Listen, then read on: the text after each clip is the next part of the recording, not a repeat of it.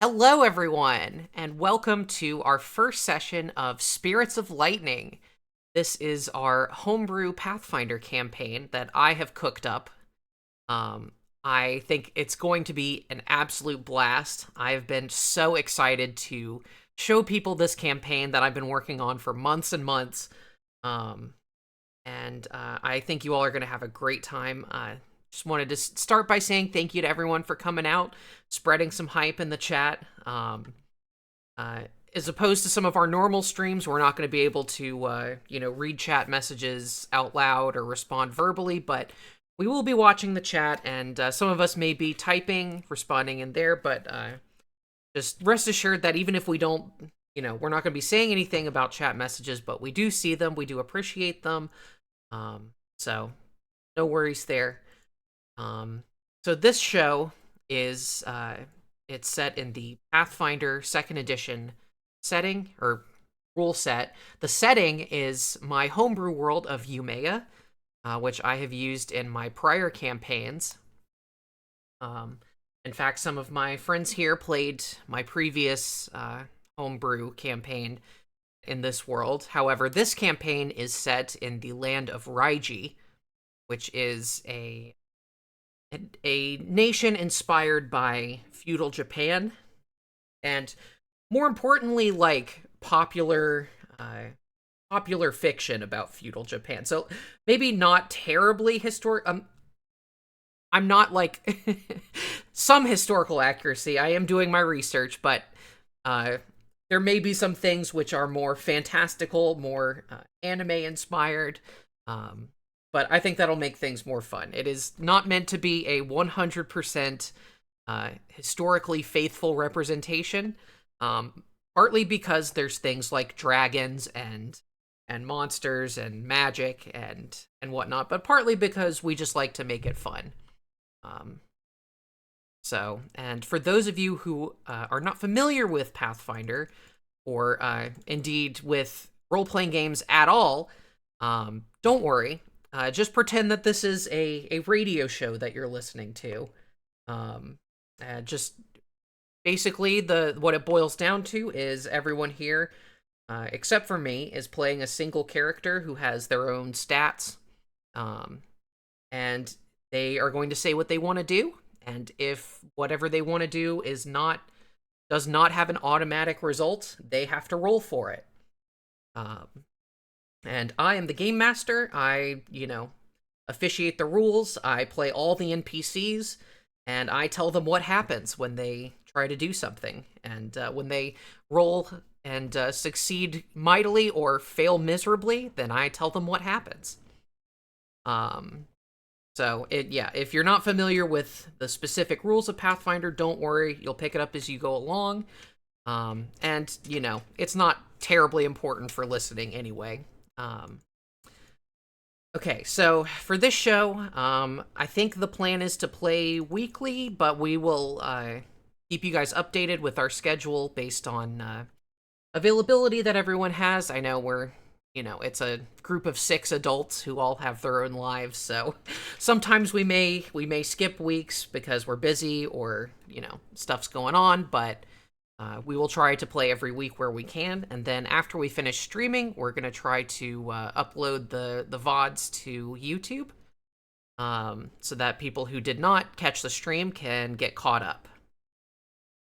So that's enough yapping from me right now. Let me turn it over to our cast here, and I'll allow everyone to introduce themselves. And just, say whatever you like about yourself. Name, pronouns, uh, interesting fact, whatever you think you want people to know. I'll start with Abby. I have a little Oreo stuck in my mouth. Maybe someone else first. That's all you need to know. Classic Oreos excuse. Okay, then Tyler, you go. Hello, I'm Tyler. I'm playing Akuma. That's it. Okay, you don't have to talk about your characters just yet, but No. that's okay. Okay. Then I guess Dust, you can go next.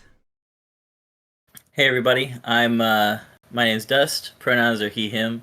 Fungi Dust on Twitch, and yeah, I mean I've been around for a while. I've been looking from the outside at Sarah's Pathfinder campaigns, and excited to finally take part in one. And we're excited to have you here. Hell yeah! All right, and anyone can go next. This isn't, Um, too okay. regimented. I'm Z. I'm here. I have dogs that get overexcited and shout and are very, very large. I drink entirely too much coffee, and I'm the only person here that does not have another human with them. That's I should okay. say another human with them not involved in this. Yeah, that's okay. No, it's fine. It's just a little awkward. As far as I know, I'm the only person that actually has two characters, but one of them is a non-combatant. Yes, so we will get into that once we introduce characters. I'm Fern. I stream and stuff. I play a lot of games. Gamerage. A lot of Mario and Zelda. True. If you can call what you do playing Zelda. It's playing Monhun, but it's Zelda, but I don't play Monhun. Yeah.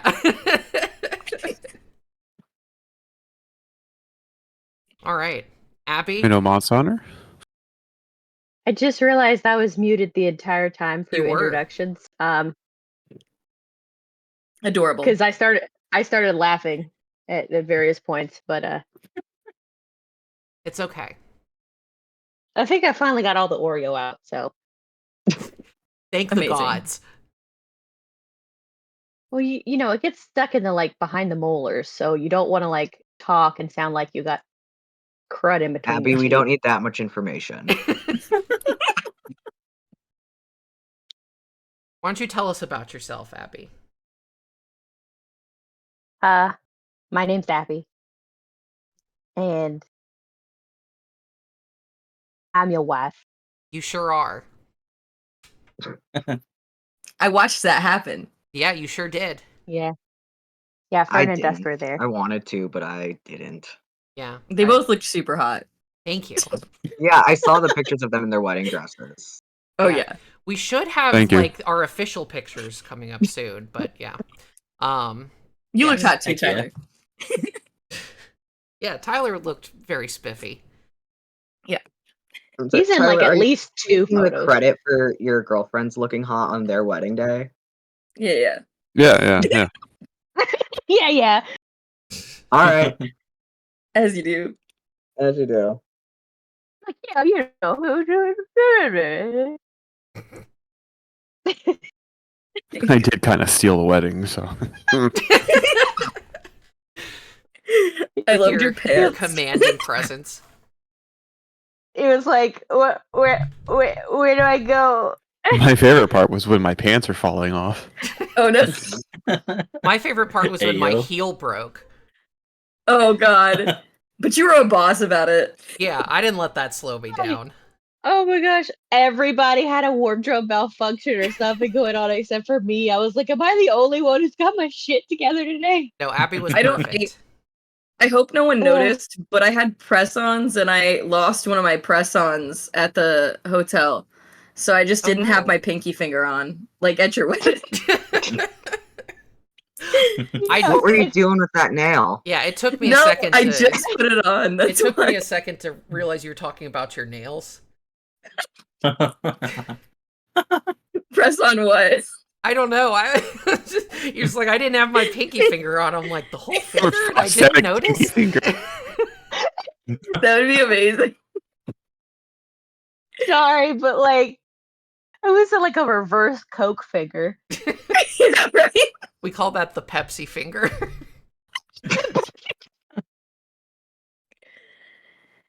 Uh, Okay. So let's Oh, bring gosh. it in. And let's get this campaign started. What do you say? What? Can I Heck do a yeah. little more introduction? Sure. Okay, Go ahead.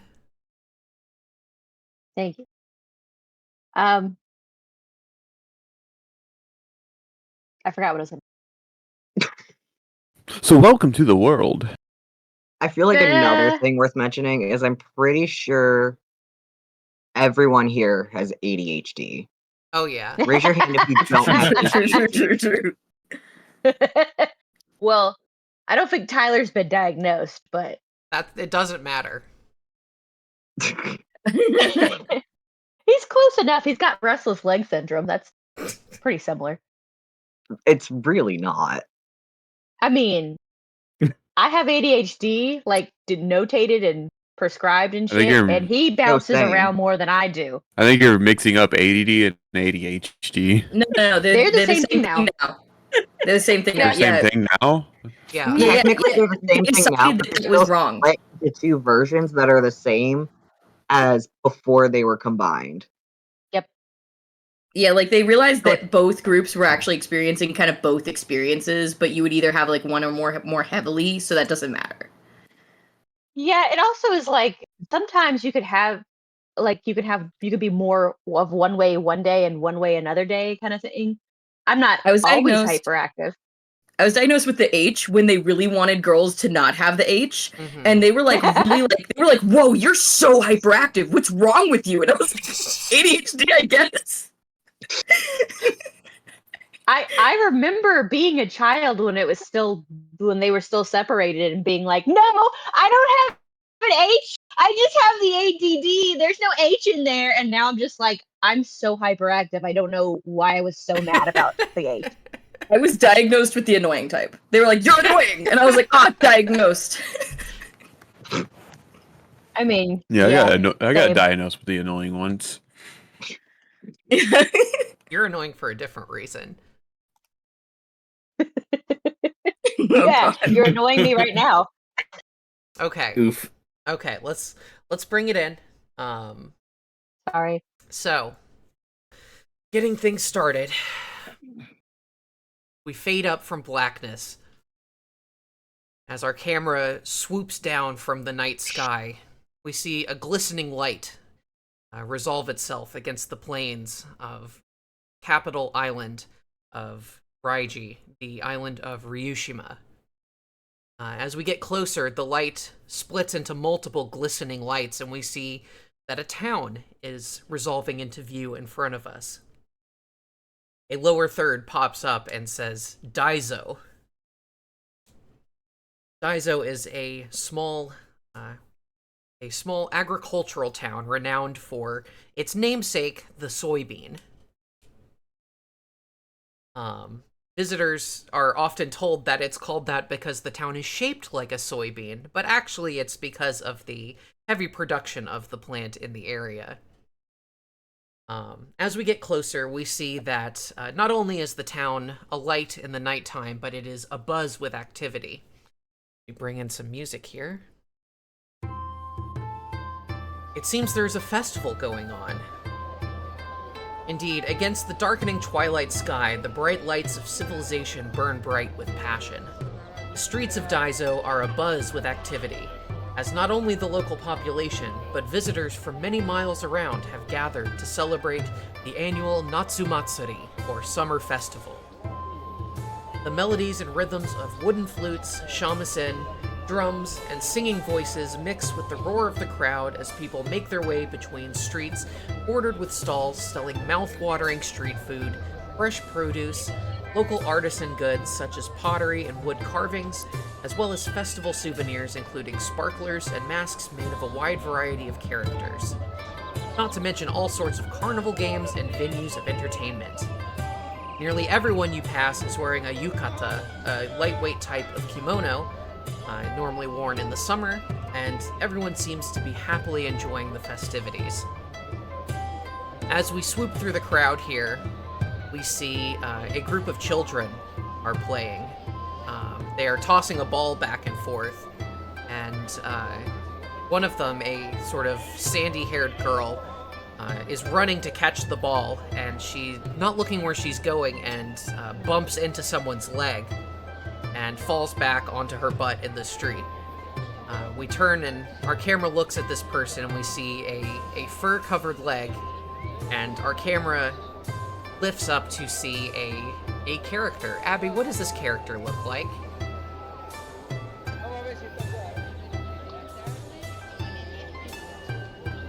So my character is wearing a red kimono, or yukata, a red yukata. She's got some black and white fur patternation, 2 tails, but right now she is wearing a kitsune mask over her face. Because she thinks it'll help her blend in better. She's like, oops, do you need some help?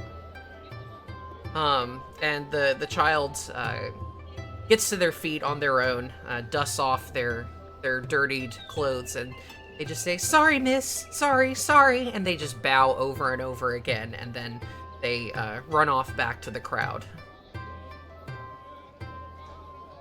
Looking over this exchange, we see... Who do we see? Who wants to go next?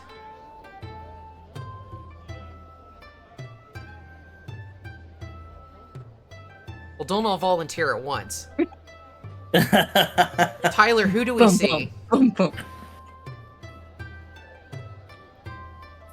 We see a shorter figure have in a light, medium plated armor at a stall drinking some sake, a hobgoblin, just enjoying himself a little, but not too much.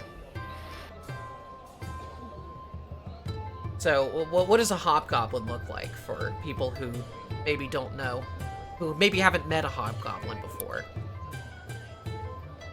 A slightly, a slightly taller goblin, a dark, grayish skin, red eyes. Other features they got.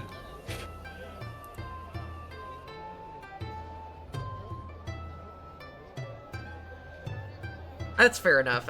For the record, hobgoblins are medium-sized creatures, so they are roughly similar in height to humans, as opposed to standard goblins, which are small. You are enjoying a traditional cup of sake, and the stand that you're at is actually the woman running it. She appears to be a tanuki. She is a kind of beastkin. If you're not familiar with tanuki, the animal, they are sort of halfway between dogs and raccoons. In fact, they are called raccoon dogs, even though they're most closely related to foxes.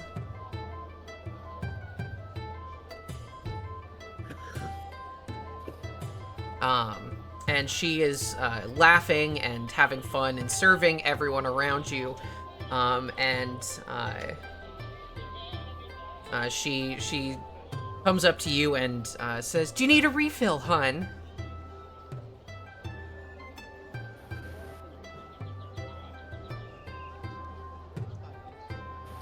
Akuma bows his head slightly. Yes, thank you. She says, "There you go," and she pours you, with impeccable serving style, she fills up your cup once more. She says, "Don't often see your kind around town. You here for the festival?"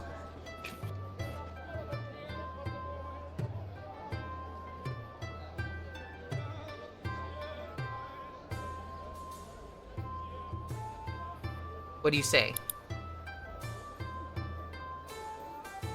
Yes, I just wanted to enjoy my time from the outside.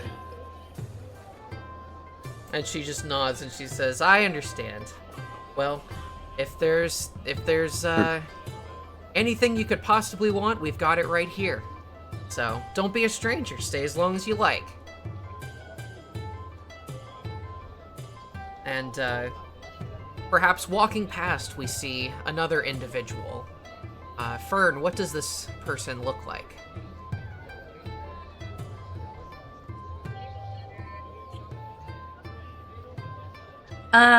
This person looks like kind of like gremlin-y, but like a fern come to life a little bit, and is picking a medicinal herb out of the sidewalk crack. And people are walking past you and are kind of like, giving you sidelong glances, like they're not quite sure what you are or what you're doing, but nobody bothers you. Everyone's too busy, after all. Perhaps nearby we see another unique-looking individual. Dust, what does your character look like? Yeah. Following close behind is standing around 3 feet tall, a small greenish bluish figure, wearing simple purple clothes. He's sticking close by his plantoid friend, looking around with his shifty but kind pale eyes. Okay. You notice that there are a number of festival games going on, as well as, various things like tests of strength. They have haunted houses set up. There is a ring toss, a little a stand where they have set up a Whack-A-Tanuki game, and various other things. Perhaps those are catching your attention, or perhaps you are looking to get some food. Or, well, maybe perhaps not, but perhaps you want to just take in the sights and sounds. I forget that your characters don't eat. That's true. And I think lastly we see one last character who is perhaps keeping to themselves.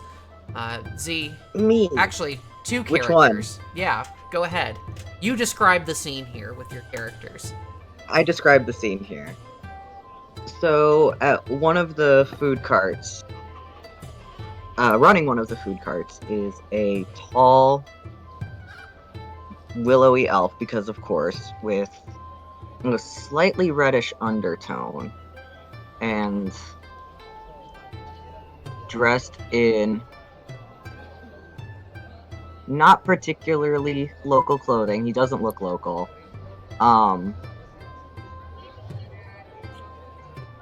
He's got his little cart. He's selling like skewers of meat and probably something along the lines of dango or something like that. Mm-hmm. Noticeably, he has 2. We decided on Rosethorn, right? Rosethorn rams hanging out next to him, with shaggy wool, big curly horns, and sitting on a stool behind the cart while he's chatting and trying to get people's attention and making sales is a completely still porcelain doll that does not look anime. It just looks like a doll.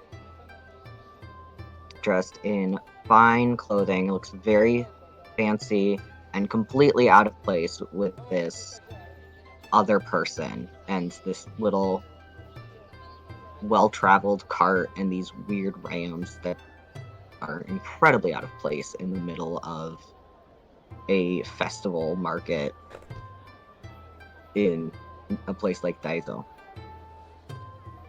Indeed. Stands out. Some children come up and they're like looking at your rams, and one of them says, "Mister, can I pet it? I want to pet it." I would not recommend that. They are not particularly friendly to strangers. Okay, the child does it anyway. Oh, The ram kind of shakes its head around and stamps its feet a little. Like, it is not thrilled, but it's not doing anything Okay, about the it. children shriek and run off into the crowd. So, Oh, Wow, first encounter. Yeah, roll for initiative. you are menaced by children. Oh, hi, Miles. What would you all like to do? You have some time to enjoy the festival.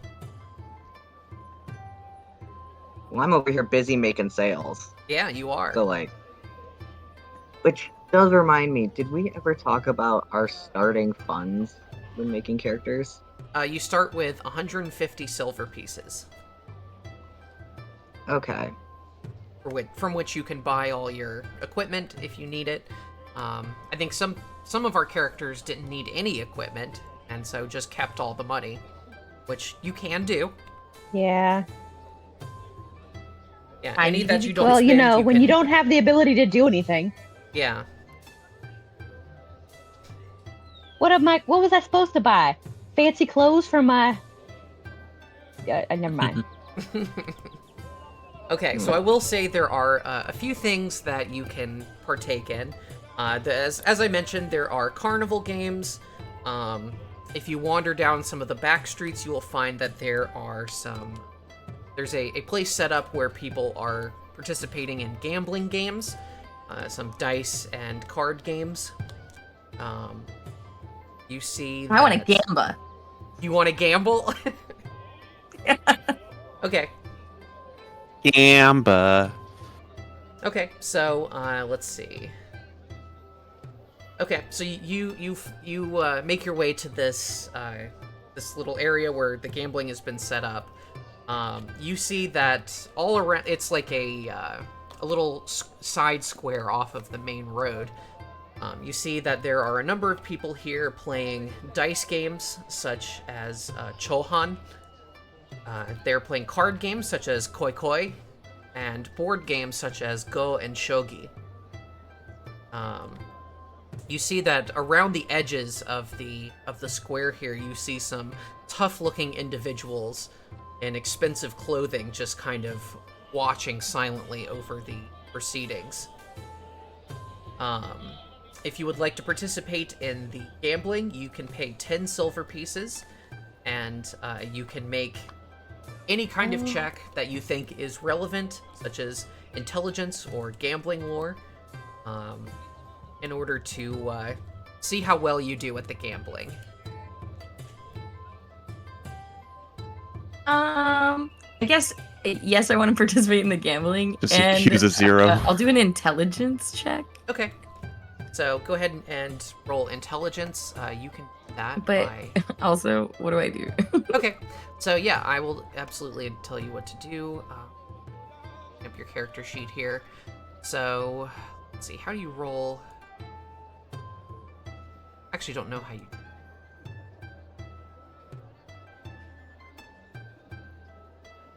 Okay, I don't know if you just roll a d20 and then add Do you want your me to roll? intelligence. What kind of dice do you want me to roll? It's a d20. Okay, a d20 and then add. Let me look at my. You have a +4 intelligence. look at- Meanwhile, my character is kind of Plus sort of 4. keeping watch nearby. Okay. Yeah, I see that. And then I think I just do this, and then I roll. Yeah, it did it. Okay, so a 10 plus 4 is a 14. So you spend a good amount of time playing some games. Your luck isn't amazing, but you make out okay. So you win an average prize. So let's see what you get. I'll just roll for it. How about that? Cute.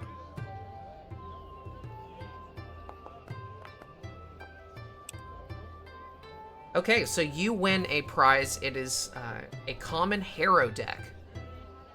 So this is an item that it's like a tarot deck, essentially. It can be used to tell fortunes or, narrate stories or just to be cool and witchy with it.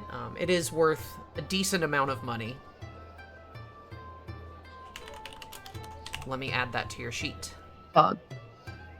Nice. I like to be witchy with it. Okay, so if you have not already, you can subtract 10 silver pieces from your funds. I believe I know how to do that. I think I do. Yeah, so it should be on your inventory tab. I had some audio problems, fixed it. Good job, Abby.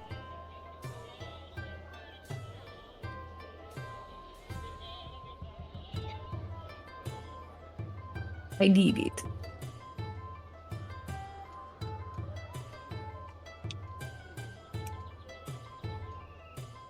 Okay. Does anyone else wish to participate in the gambling?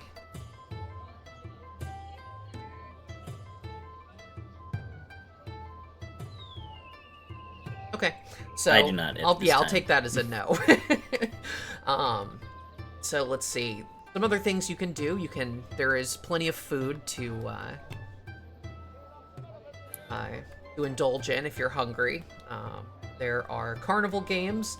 You see that over to the east there is a puppet show that is being set up. And to the west of the town square, you see that there is a traveling cart. There is a strange-looking man in front of. He speaks kind of. His Raijin is not terribly great, and he speaks with kind of a foreign accent. But he's gesticulating wildly to the crowd, and you see puffs of colored smoke and bright sparks of light, and he proclaims himself as Dr. Lunario, a traveling magician and alchemist, and he's putting on a quote-unquote magic show for onlookers. Perhaps he may have some wares that you may find interesting. And then I think lastly, you can also go to the temple, which is also open for activity. You see people are coming to pray, and you can also get fortunes there if you want to see what your luck will be like. I'd like to buy probably a jug of sake and Okay. go into basically sit in an alley, in view of the festival, and kind of Just drink quietly. yes, somberly drink to myself. Okay. I would like to find a cart that is selling kitsune udon. Okay. So yeah, you actually find a noodle stand. You find a open air noodle bar, and there are a number of locals who are sitting there. It's like one of those carts, but it has seats in front of it and the little cloth curtains that you can duck under to go in and sit down at the bar. A seat just opens up as you walk by, and you smell the tantalizing odors of freshly cooked food. You duck in and you see a man who is behind the counter here, and he is cooking noodles. He's bubbling sauces. He's frying tofu and other succulent foods. He turns around and he says, "Hey there, what can I get you?" And you see that he has, he looks like a human, except he has red skin, and you see a single horn coming up from his forehead. You're taken aback for a second, but nobody around you seems to be disturbed by that. And in fact, the people around you who appear to be locals are kind of watching you to see what your reaction is to this strange-looking individual. what do you do? Oh, not a yawn. Oh, sorry. Real bored by it. No. I just woke up that long ago. I sit down on my seat and I tail splain. Like man spread, but tail spread. Tail spread You just to give whip myself everybody more with room. your tail. Yeah, just so that they scoot as far away from me as possible. Tail spread sounds like a morning cartoon. Shut up, Tyler. Does And actually. I go, one udon. Or no, sorry. Do you sell kitsune udon? He says, "Yeah, I think I can make that work for you." He says, "I got some udon noodles coming up here," and he actually turns around and pulls a little strainer of noodles out of the boiling water and does the thing where you shake them down and all the water splashes out. And very quickly he pours them into a bowl, ladles some broth in there, picks up some fried tofu off of the grill, puts it in there for you. He says, "How spicy you want that?"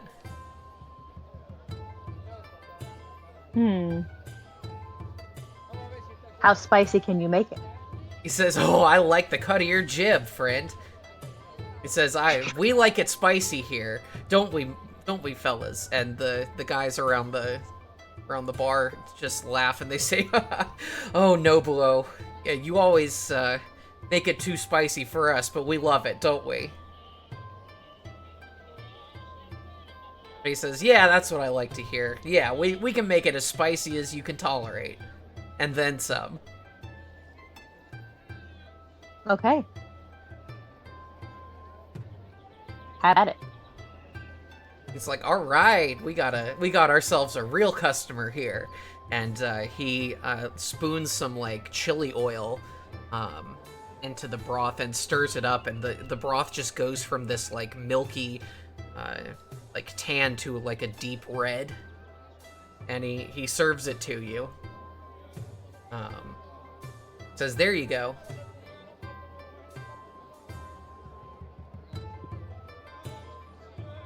My character takes off her mask, and shock and surprise, underneath her kitsune mask is a kitsune.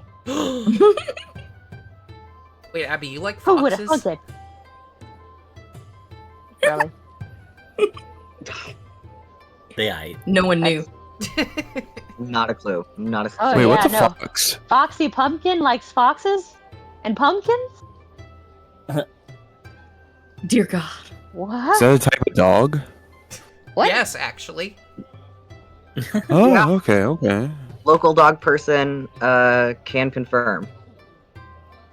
His dog. They're canines. That's All canids are dogs. Well. whatever, Sarah. Technically. I mean, technically they are. Bark. No, I know. They're just really pee-pee dogs. Yes, they are pee-pee dogs. Okay.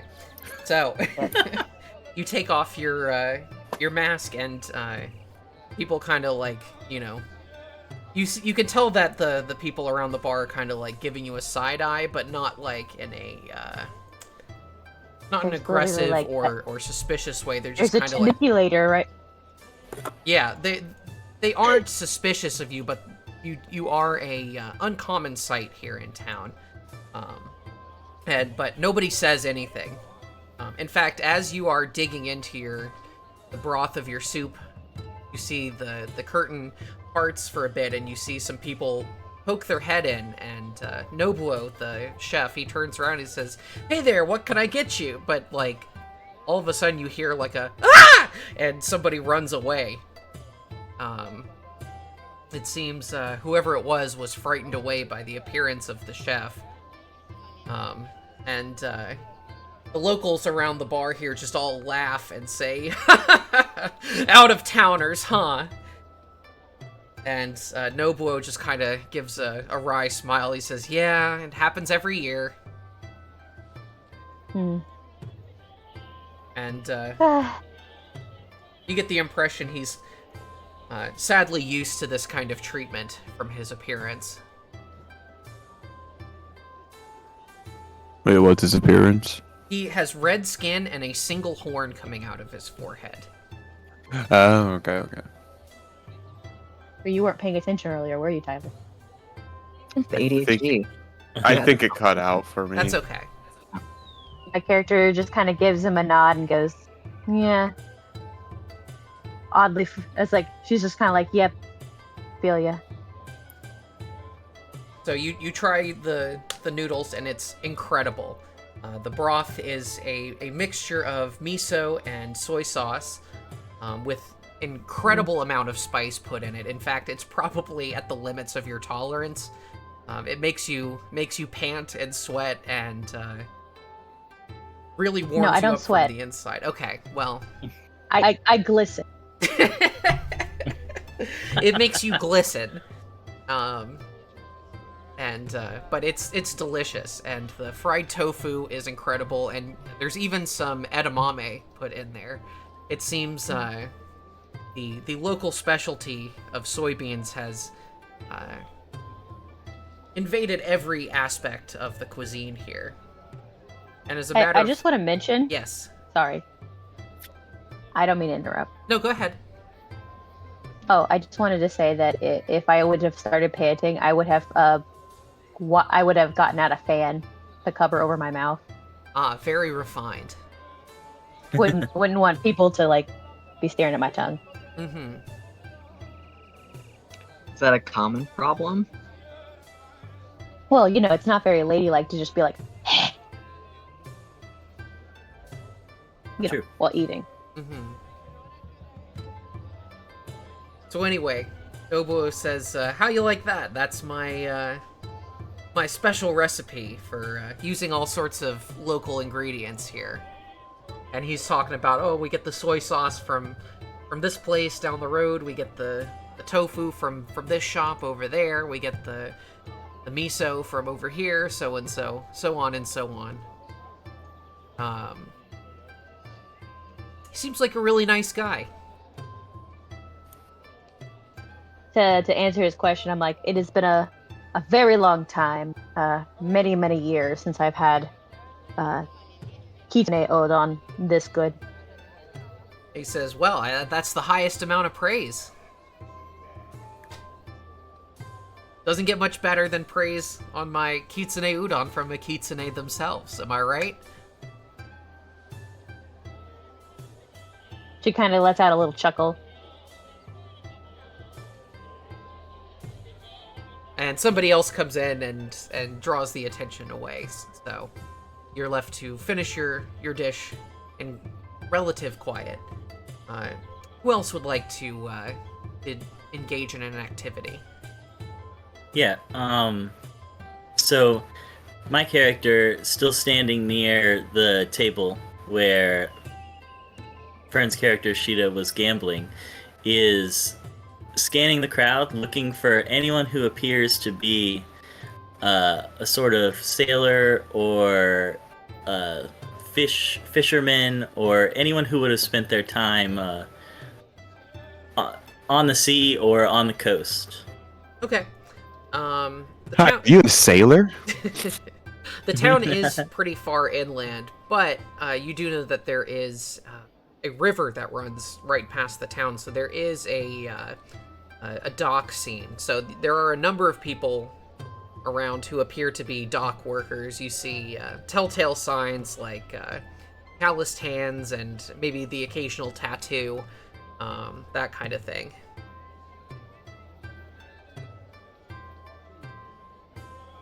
Okay. Let's see. I would like to make my way to the dock, and I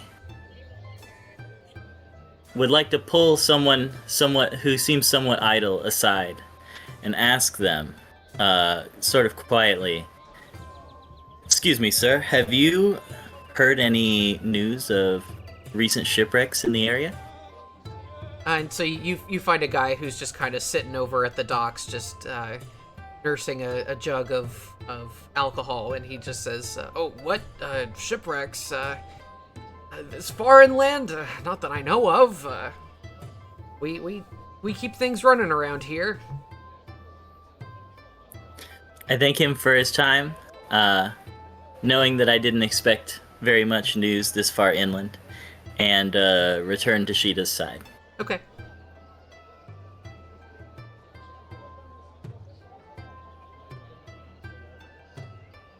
Anyone else?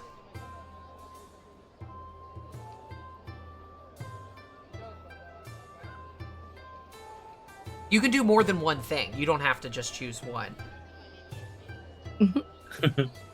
Well, again, I'm busy making money. Okay. Should I make a roll for making income? Sure. Yeah. How does one do that? Like, I roll my crafting skill or whatever? Society. Yeah. It's based on whatever skill that you associated Where are with my skills? your trade. Which would be crafting. Where are my skills? Oh god. Where are my skills on here?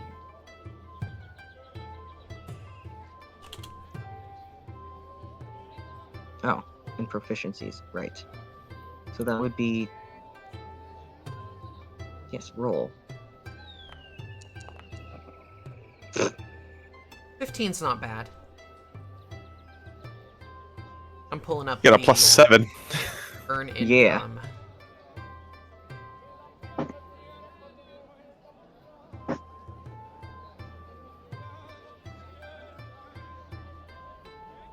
Let's see. Okay, here we go.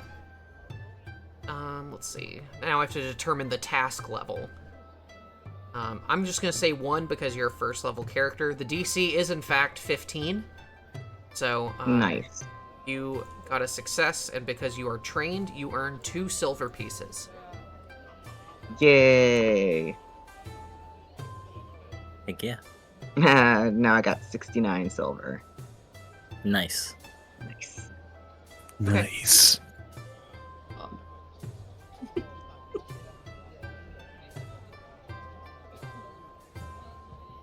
Who else would like to engage in an activity? I would like to perceive the area, see if anything catches my eye that isn't like normal in the crowd. Okay, make a perception check. You got it. Shit, didn't have my character sheet open. It helps to have your character sheet open. I'm used to a new hotbar. Oof. A 9? Yeah, you're a little too drunk right now. Uh-huh. You see that there are some people in nice-looking yukata at the bar that you were just drinking from, but you're not really quite sure what's going on with them. Okay. You can get closer if you want to learn more, but you don't. Doesn't really stand out too much to you. I would probably just keep my place just like Okay. to myself.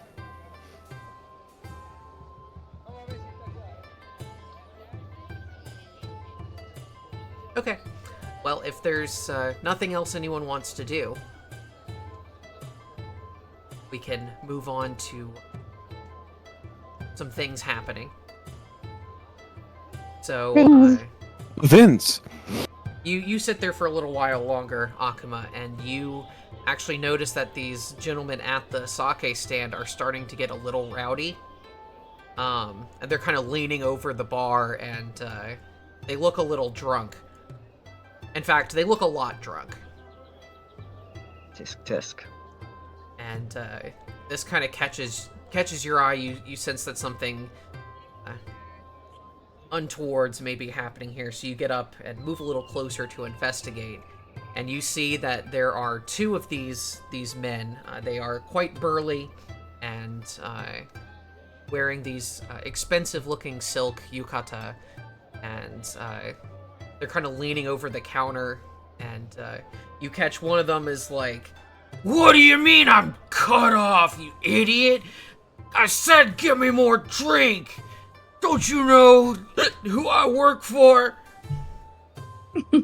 And you see the Tanuki barmaid is just like, "Yes, I know who you work for, but unfortunately I can't serve you anymore. You've had too much."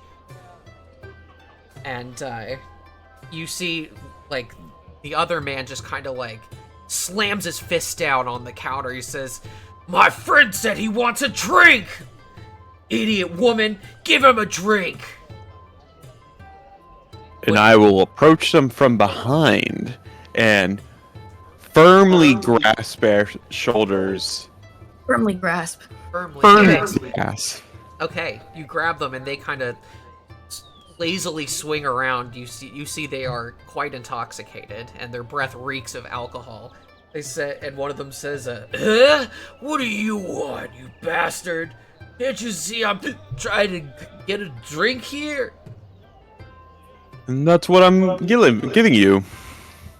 And then I will give them the rest of my jug of sake. Just hand it to them? Yes. Okay. So, they take it, and, they said, "Oh, you know what? You're alright, man. You're pretty alright." And, they, like, one of the guys puts his arm around you, and he says, if you ever need anything, man, you come and tell the Shirosame family. We'll take care of you, you know? Oh, I know. And you get the impression that these men are probably Yakuza, Correct. Fun. Yeah. also known as gangsters. And they just identified themselves as being part of the Shirosame family. And they tell you, they said, "Yeah," the other guy says, "Yeah, you can come by our casino sometime. You could play cards and dice and shit, and you can have a good time." And he, like, tells you how to get to their casino. Ooh. And then they just kind of saunter off and kind of stumble down the street. Yeah, stumble off. Yeah. And the barmaid says, "Ugh, thank you for dealing with them. Although, I can't imagine they're gonna get up to much good now that you've given them more alcohol, but what can you do?" It's gonna happen anyways. And she says, Alcohol or no. she says, "What's your name, friend? I'm Maki, by the way." Akuma. Akuma? That's a chilling name. But you know what? You're alright with me. You can come on by my izakaya anytime. And she mentions that she normally runs the izakaya, which is equivalent to like a tavern or a bar. And she tells you it's right to the west of the temple, and you can see it on the map as well. Oh yeah. Can the people see the map? Yeah, everyone here should be able to see the map. No, I mean on the Not stream. yet, but it'll come up. Okay. Maki no izakaya. The Maki no Izakaya. Okay. Yeah, it's basically means Maki's Tavern. And izakaya is a type of restaurant in Japan. More common in modern times, but they've been around for a long time. They're essentially a bar that also serves food, so kind of a tavern. Okay. Well,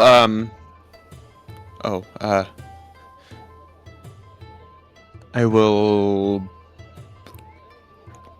Would say how much would be around for the house, kind of thing. How much do you have?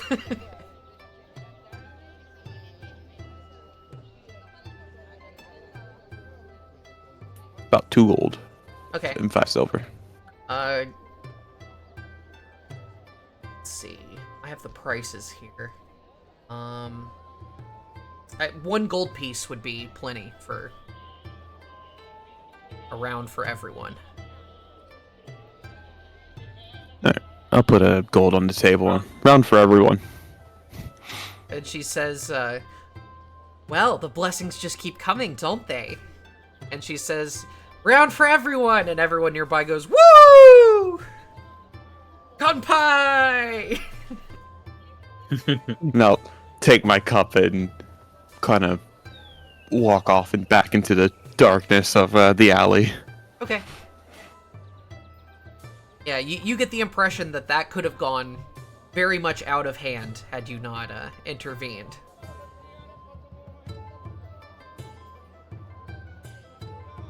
So as you're walking past Akuma, you also see you can't help but walk past this traveling cart where this eccentric-looking individual is performing feats of quote-unquote magic. And his accent is terrible, so you get the impression that he's not from Raiji. If you had to guess, he looks like he would probably be Draydaran, perhaps Guardian, but he has this kind of like wispy white hair that's like standing out and like almost like an afro, sort of Albert Einstein style. And he has like a sort of waxed mustache.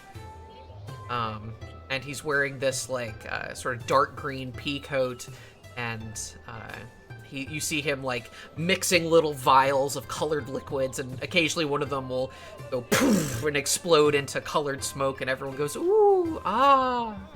And he says, that's right, step right up to Dr. Lunario's traveling wonders. I've got all your needs right here. And he starts pulling out some bottles. He says, we've got Dr. Lunario's amazing cure-all. And he holds up this bottle of this dark red liquid with like these floating chunks in it. And he says, this'll heal all your scrapes and bumps, even fix your broken arms, and put them all right back together. He pulls out another potion that is silver and very opaque, and it has this like swirling, almost glitter-like pattern. He says, and don't forget about Dr. Lunario's patented Rhino Strength Drought, or if the gentlemen out there who need a little extra oomph, you know what I mean? Bleh. This'll keep you going all night long with my patented Rhino Strength. And he has a number Can of I other... appraise throw his potion? What? Can I appraise the potion? Would I know if it's fake? You would... There's a first aid healing potion with a Rydell chunk wants to in look it. into this. Do you have... I think I want to look at this. Yeah, in fact, Rydell, you're probably nearby, and you couldn't help but notice this ostentatious display. Yeah, I'm gonna like flip the sign on my stand to like close for a second. I'm gonna go over and like peer very closely at the stuff. Okay. And this is when you notice that Rydell's got a tail kind of flicking behind him that is a little weird considering he very much looks full elf. Yeah. It's not the weirdest thing happening at this festival. Yeah. Got strange characters here. Yeah, so you see that he actually has 6 different, what he calls potions, on display here for purchase. One is the Cure-All, one is the Rhino Strength Drought, one is labeled as Dr. Lunario's Incredible Medicine, which is a transparent yellow oil. One is Dr. Lunario's Wondrous Brain Power Serum, which is a very viscous and chunky green gel. You have Gross. one labeled Dr. Lunario's Secret Love Potion, which is pink and filled with a silver glitter. And then finally we have Dr. Lunario's Legendary Tincture of Courage, which is a foamy blue liquid. Okay. Yeah, I'm just gonna like What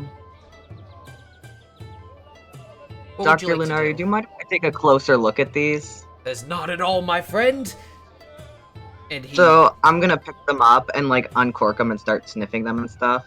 says, I see we and have a see if I can discerning figure out if customer they're here. real. Yeah, so go ahead and make a craft roll. Roll. Do that. Okay, so on a 10, you get the Less impression. 7. Yeah, unfortunately, you get the impression that That's that there is some real like alchemical effects going on here, but you're not sure which ones are real and which ones, if any, are.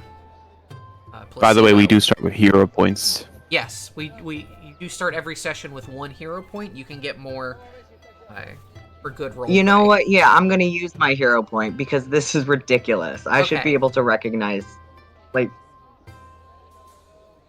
So just roll again, Yeah, just roll again. or okay. Unmark that. No, how do I? No, I didn't want to add one. Crap. There we go.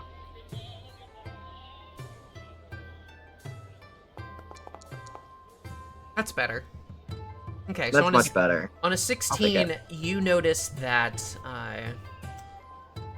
the ones that actually have any sort of alchemical magic going on are the cure-all. You think this would probably be affect you in a similar manner as a minor elixir of life. And the Rhino Strength Drought, you think this might have some effect, but you're not sure quite what effect it may have. The rest of them are essentially inert or Duds. are just common substances. Okay. So I'm gonna very pointedly start pulling out some of my alchemical vials to like compare them side by side Mm-hmm. and just be like, only 2 of these seem real to me. And Dr. Lunario kind of laughs nervously. He says, "Well, it's all subjective, isn't it? If it's real to you, then it's real to you. If it feels real, then it is real. Reality is subjective, after all." I don't know that that's true in the case of selling false elixirs to help people, which would not be helping, would it? And he just, like, clasps an arm around you and he says, "What a discerning customer we have here." Then he kind of pulls you closer and he's just kind of whispers in your ear. He says, "Listen, mate, I'm trying to run a business here. Can't have you trying to drive off me customers. It's all a bit of fun, innit?" Wait, No, he's speaking not if- Japanese in a British accent? Yes, he is. And you Oh, can shit, imagine More that however common you than like. you'd think.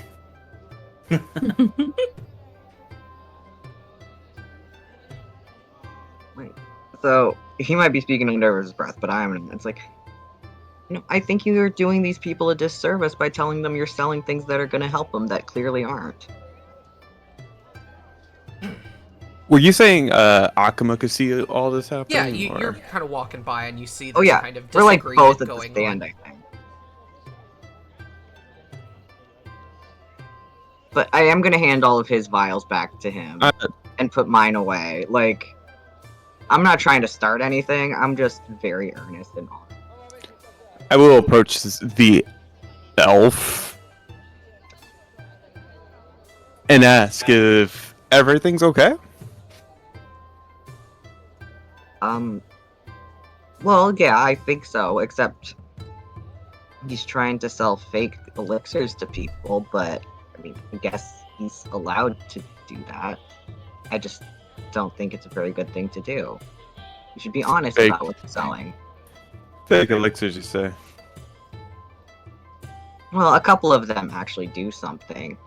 This one, for example, seems very similar to my healing elixirs, but I don't know about this other one.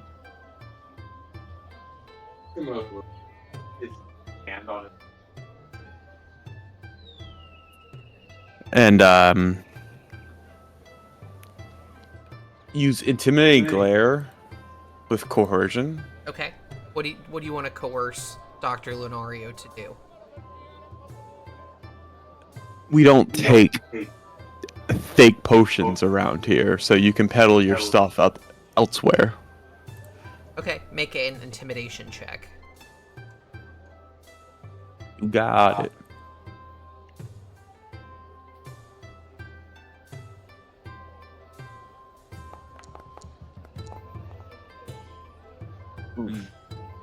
I'll reroll that. Use your hero point? Okay.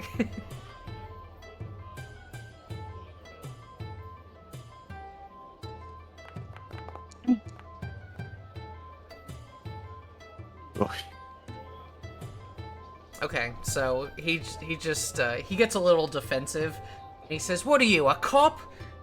I can do whatever I want, and if people don't like what I'm selling, they can go and find a seller who sells weaker potions."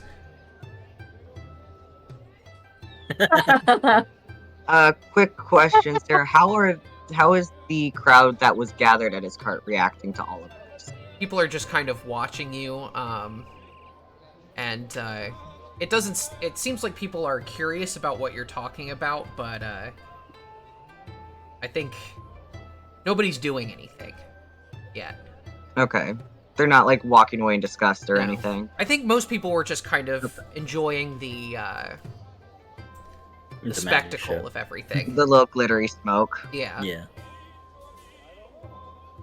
So, noting the group sort of growing a little bit and more action happening at Dr. Lunario's, Lackerman leans over to Sheeta and says, "In your professional opinion, what's your thought on the guy over there?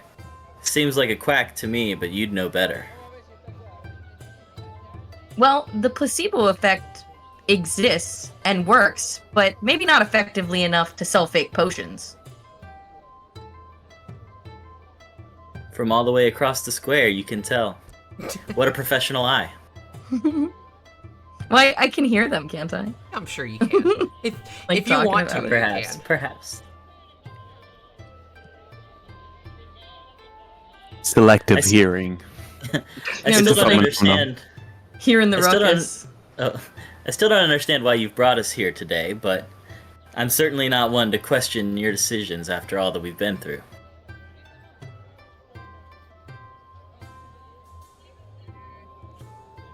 Well, damn, I don't know why I brought us here either. Are you gonna say that? way or- to throw me under the bus. Really? Crazy little plant people. Well, it's not out of the realm of possibility that you may have come for the festival. There are plenty of people who are out of town who have come here. Daiso is, in fact, pretty well known in the local area for having really good produce and especially soybeans. Although, you know, plenty of other crops are grown here as well, so... Are you bean people? Yeah, look at all this cool stuff. Why wouldn't I come here? they're secretly bean inspectors. Yeah. I see. Well, I'm Beans certainly and not one to. beans. I'm certainly not one to turn down a good time. I'm enjoying myself.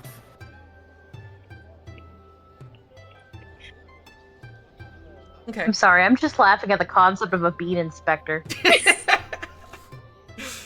Just kind of poke at a bean, just be like, "That's a good bean." Yeah, they're the Sounds FBI, great to me. federal Another bean bean? That's a bad one. inspectors. This can go many ways. I declare you That guys bad beans. I'm kidding. sounds dirty to me. It does a little No. bit. God damn it. Don't talk. The kind of person who wears That's just female as bad body as and federal shirt. or the federal booby inspector. Yeah. Okay, so as all this is going on, you hear some chimes ringing from the temple nearby. Just like ching ching ching ching ching ching, and everyone kind of stops talking and looks over, and you see a woman dressed in what you would know as sort of typical priestess attire, the sort of like long red skirt and white top, and everyone watches her and listens, and she says, "The convocation will begin in 30 minutes. After that, the fortunes at the temple will be closed for the evening. So just everyone be aware. And the crowd just goes, okay, okay. And everyone goes back to their business. It seems that there's going to be perhaps some sort of religious ceremony at the temple happening soon. Okay. Can I go get a fortune? Sure. So you make your way over to the temple. The temple grounds... I put my mask back on. Okay. The temple grounds contain... put my notes here. Okay. Go ring that bell. You look around the temple. It seems the temple is primarily dedicated to the deities Izanami, the first woman and kami of nature, Izanagi, the first man and kami of protection, and Inari, the kami of harvest. Inari. Yeah, you see a few statues of Inari, the sort of typical fox statues. And there's like some incense burning underneath it. So if you want to go make a prayer, you can. Yes. You see that, yeah, you do that. You bow and clap your hands and maybe you leave a little offering or something. So you look around the temple, piece of though. tofu. Yeah, you see there are gardens around the temple. And they are delicately cultivated with colorful flowers, and you even see like a sort of a Zen garden around the side with like the sand and the big rocks, just like expertly tended to. At the center of the temple grounds, you see an ancient tree that is just grown up and kind of shades the entire temple ground. And around the trunk of the ancient tree is tied a sacred rope with many talismans hanging from it. And as you gaze upon it, you hear people remark that the tree is said to be inhabited by a protective spirit that watches over the town. So you also notice that there is a stand set up where they are giving out fortunes. You go up to that, and it costs 1 silver piece to get a fortune. So you want to pay 1 silver piece. We're gonna roll to see what your fortune is. Actually, you can roll if you like. So roll What do I roll? You roll a d6. Okay. Hold on.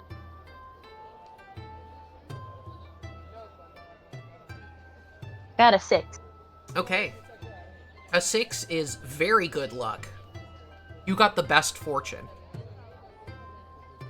So, what this means is that all d20 rolls you make during the next 24 hours in-game gain a +1 luck bonus. Yes. Nice.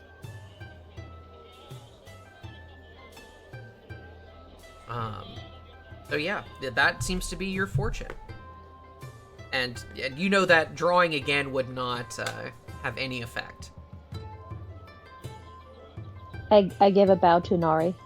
Okay. Thank you for the good fortune. The statue just says, "You're welcome." Wait, really? No. Thumbs up. Thank you, come again. Damn. No, Fucking episode 1 and the gods already talking to me. I must be pretty cool.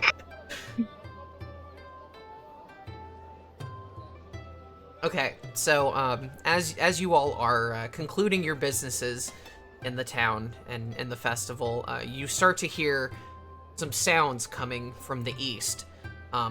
As opposed to the joyous and raucous sounds of celebration, these seem to be sounds of distress. And you hear a few screams coming from somewhere to the east. What do you do? I guess we should check it out. Definitely checking out the screams. Okay, you guys rush Okay. over I will down the go main... from the alleyways. Okay, you guys make your way out of the alleyways and the the stalls where you are hanging out, and Would you I hear make your that? way over to. Yeah, everyone, you all hear it. Yeah. Okay. So this is when the doll stands up for the first time, showing the first sign of being animated. Tilts its head as if listening, and starts to walk towards the screams as its little porcelain feet kind of make little tink tinks on those. As I'm coming back limestone. into town, I let out a whistle, Okay. and as I'm approaching the sounds of uh the screaming, out from the outer dark, well, 'cause I assume it's nighttime. It is Out from nighttime. the outer darkness of the like outskirts of town comes running in behind me a uh, fox that is the size of a big dog. Yeah, I make haste. a large Sorry. dog. Yeah, I make it comes right up haste. to my waist. Yeah. And I people make are. haste towards the screams in case they need help. Yeah. So you all make your way to the eastern gate, and you see that there are some men here who are kind of standing in front of the crowd. They're wearing what appears to be these sort of like dirtied and tattered clothing, and they are standing menacingly in front of some people. You see that they're kind of yelling out, and everyone's kind of huddled around. All the onlookers are kind of huddled around at a distance, kind of scared. And one of these men steps forward, and he says, "Quite a party we're having here. Wouldn't want to ruin it." And no one's stepping That's forward usually or what someone saying who anything. ruins it says. Yeah, you'd think so, right? He says, you see that he's draws like a short sword from his belt, and he says, you see, kind of like lifts it up lazily and starts pointing it around, and he says, "You don't want us to start hurting people. Bring me all your valuables." And you see two men behind him also draw out their short swords, and kind of like chuckle menacingly, like, when no one steps forward, the bandit, you assume is a bandit, he reaches into the crowd and grabs a young child who was standing nearby. It appears to be the same sandy-haired girl that you saw earlier. And he grabs her by her hair and drags her through the dirt, sullying her pink yukata. And she's like kicking and screaming and like flailing at the guy, but she's just a little child and can't really do much. And she's like, "Let me go, you idiot! Let me go!" And he's just ignoring her and dragging her along the ground. As everyone is watching, you see a man in these nice blue robes that you've seen around town. He steps forward and starts cracking his knuckles intimidatingly. And he like gets up in the man's face and he says, "You think you could just step into our town and start conducting business? Who do you think you are?" And Is this the man I helped out? No, it is not the Or same drink? one. This man Okay. appears to be sober. But he's Okay. dressed similarly. I will step behind him then as well and Okay. have my hand on my sword and follow up with him, Okay. saying, "This is a festival. This is not time for violence." And the man just chuckles and he says, "Tough guys, eh?" And in a flash, without any warning, this ruffian stabs the man through the stomach with his short sword. And they gasp. Oof. And the man just like coughs up blood, and begins to slump over onto his attacker, and the bandit like pushes him over and then puts his foot on the guy's corpse to pull out his blade. At this, the Ew. crowd begins to panic. Everyone starts screaming and running, and the bandits move in to attack. Let's roll initiative. Draw my sword. Roll initiative. Let me bring you all over to the You- map. You've got to roll And initiative. You've got to roll it, or you'll lose it,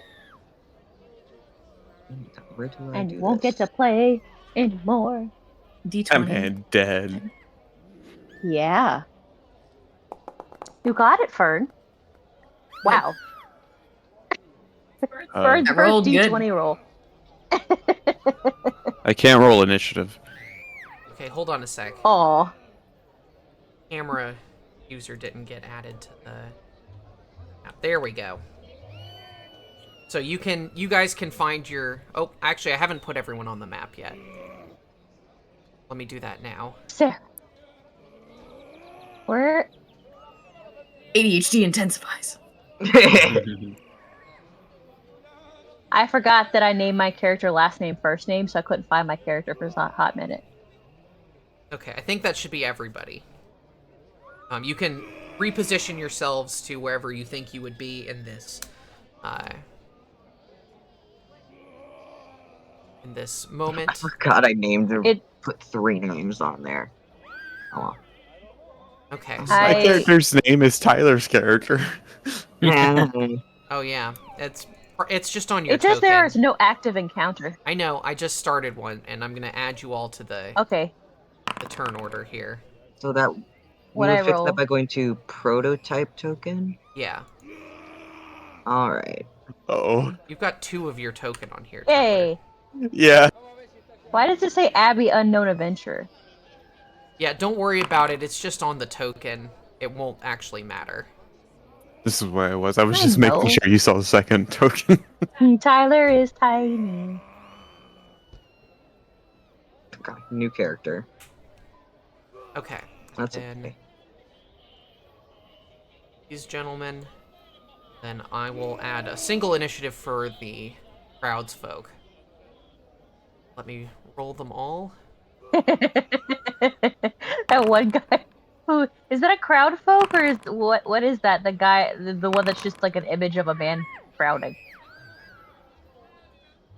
Did that dude? I'm not sure which one you mean necessarily. Oh, it just says commoner. Oh yeah, that's the crowd, the townspeople. It's so common. In order to roll initiative, you can on your character sheet. The way it works is that typically initiative is the turn order for our combat, and initiative determines who moves when. And in order to roll for initiative, you roll based on whatever you were doing when combat broke out. So, Tyler, I will let you roll intimidation. Everyone else roll perception for initiative, and you should see that in the sidebar of your character sheet. It'll say initiative, and then be a drop down for skills. Perception is the default.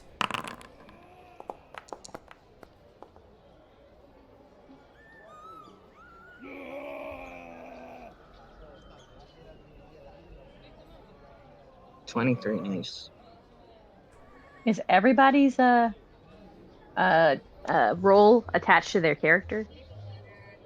It should be. If not, I can do it. Yeah. Because Fern rolled a really good one, but I don't think Fern's attached to hers. Yeah, I guess that seems true. Yeah. Oh yeah, because That's you just did the roll. You didn't do the perception roll. That's fine. I can add it Oh. manually. No, it was the perception roll because this is D20 plus 4. Yeah. Oh yeah, but she just rolled the die. She didn't Oh. do the initiative roll. Yeah. Oh, I don't know. I can add it manually, She's so it doesn't learning. matter. So Z, Yeah. can you roll for your for Rydell if they're going to participate? Oh, homie ain't fighting. Okay. I'll take them off the turn Yeah, order. when I say non-combatant, I mean non-combatant. Okay. Like, at best, he's gonna be throwing healing potions. I don't think he has that feat yet. Okay. The opposite of a murder hobo. So we begin our Yeah, he combat. really is. I take offense to that as a homeless man. You're not. The term is Ronin. Hey, yo, something. So going first, we have one of these gentlemen in the back. Holy shit! All 25. Yeah, he rolled a 25. Damn. Holy so shit. he is going to actually Must have a good he's initiative. going to swap out his short sword Nice. for his short bow. So that's his first action. And then he His is loot. going to What's up? shoot at a random. Who is it, by the way? Sorry. Oh, it is this guy over here. Okay, okay. It brought the camera to whoever you click on the top. Never mind. You can ping him. Yeah. Okay. So so first action he switches his sword for his bow. Then second action he is going to use an ability called Mini Shot. So he is going to shoot 2 people at once. So he is going to roll 2. Let's see.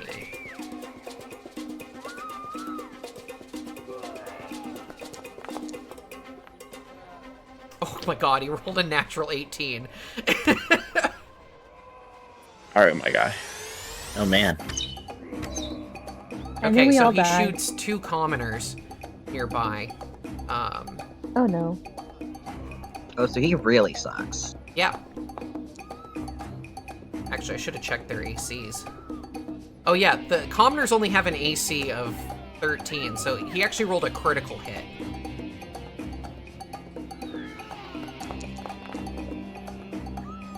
So he rolls 20 points of damage. Jesus. Wow, okay, he just killed both of them. He did. Murders Y'all, we at the might be in a festival. little over our heads if he's doing 20. Well, he got a critical hit, so... Okay.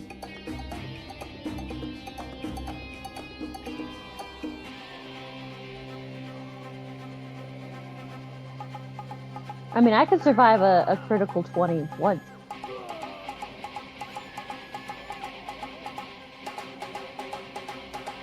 And that's why. Okay, so 2 people have been shot and are now dead. I don't know why it's not showing this person is dead. I don't want to see a corpse. Anyway, 2 people fall, and then he is going to move up to here, and that is his turn. Next up, it is Sheeta's turn. So, the way combat works is that everyone takes turns based on their initiative roll. At the start of your turn, you gain 3 actions, which you can spend on attacks, movement, anything you want to do in combat. And you also gain 1 reaction to use before the start of your next turn. Reactions, you have to have specific abilities that work off of reactions, so don't worry about the reactions so much, but you have 3 actions to spend, however you would like. So, what would your character like to do in this moment? 2 people just took arrows through the brain and went down. Run away! So, Well, one if they of were them was alive, I dead, would it help just looked them, like but they're she- dead. Yeah, they look Um, hella dead. I feel Went through their like brain. maybe I would hide. Okay. Like this, I think that my character maybe can't do much in this scenario and would want to help people who might survive this encounter Okay. but need medical assistance. So I would have to roll to hide, right? So hide is a single action. What is your stealth bonus? Let me look at my character sheet. I don't think I have any. So it's on the I don't think I have. proficiencies tab, the one that looks like a hand. Or okay. +3. Okay. So in order to hide, you duck under or behind some sort of cover, and then I roll your check in secret. Okay.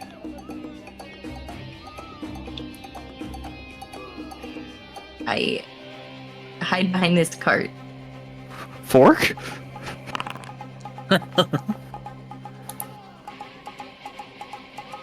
Okay. So yeah, you kind of dive behind the cart. You're not sure if people can still see you or not. You do have 2 actions remaining, if you would like to take them. If there's anything you want to do, it's fine if you want to just wait and see what happens. Can I like tell Dust to hide? Is that like an action? Talking is free. Okay. Wait, what is Dust's character's name? Lacriman. Oh yeah. I should have known that. Lacriman, get back here.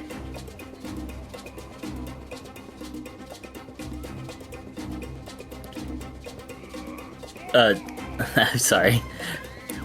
You stay in safety, Professor. I'll take part in this. Oh well, rip. And my turn, because if he's not gonna hide, I can't help him. Okay. No problem. So now it is the commoners' turns. Oops. Oh, I marked man, them with as some dead gusto. because they're Some panache, if you will. because the one guy is on there and is dead, but that's fine. The rest of the people start running. You see people run away. My type of cabbage. But actually, let me do it. Damn. Just take them off the thing. Just go. Excuse you. Yeah, I'll just delete them. So people Deleted. start Deleted. running away. Love that. Not everyone gets away, but some people are. Some of them, in fact, draw weapons to try to fight back. Nice. This guy to the south here, actually runs up to the bandit with his first action, and then second action, he kind of swings a sickle at him. Perhaps it's just a farming tool he happened to have on hand. Ayo, Beta Plus Andy over here. He didn't roll well, so he misses. He just kind of swings wildly, and the bandits... this is the one who killed the people, and he just says, you're gonna have to do better than that. So next up, it is Ningyo's turn. Yeah. Okay, so Ningyo's gonna be a little cocky. It's going to walk up a couple steps and touch this guy Okay. and cast Lens, Lens, okay. How does that spell work? which is supposed to be a signature spell. You just tell me what I need to roll, or what the mechanics are. Okay, well, I popped out my character sheet and it's not doing it, so we're gonna try this. So, you make a spell attack roll. Don't you hate when your character sheet is being entered? I opened the character sheet into another page instead of, like, on the page, and nothing was working. Cast on this guy. Okay, so it looks like you cast the spell into the chat here. If you click the attack button, it'll roll the spell attack roll for you. Okay, And you're trying to hit his cool. AC. Yes, so we're going to attack. Natural 20. Hell yeah, Ooh. that's a critical hit. So, on a critical hit, So- you deal double damage. So roll the damage. Double damage. Yep. So yeah, click the roll damage button. Yeah. And then double it. Oh. It did it to myself. Yeah. No, that's okay. There's a undo button on. Oh there. no! Okay. You're dead. I Okay. would be dead. Don't worry, I'll take care of putting the damage on him. So Okay. it does double damage, and you kill him. Oh, nice. And I believe by the Yay! effect of the spell, so you describe what happens, because it has an effect if it kills someone.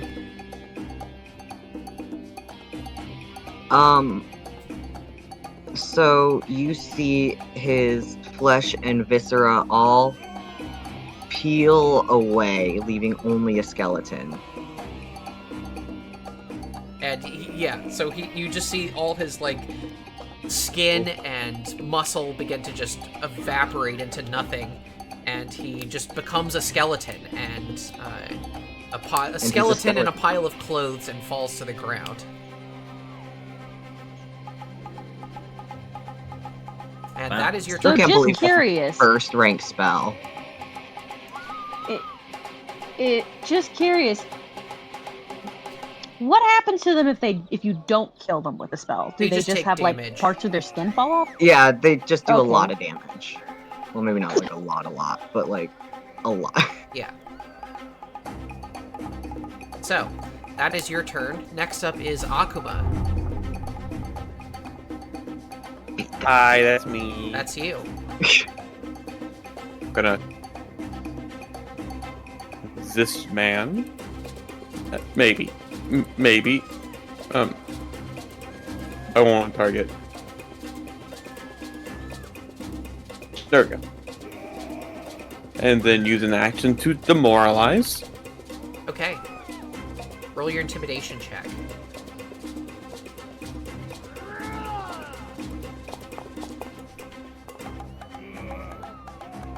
Oh, A 21, I'm pretty sure that's a success. Let me check his will DC. Alright, I just realized I least it's forgot to combat. update the character names on the combat screen. Yep, yep. There we go. Good to go? Okay, so his, which one? Oh, you're targeting the guy to the south. His will DC, Yep. so that is not a critical hit. Or, that's not a critical, but it is a success. So he becomes frightened 1.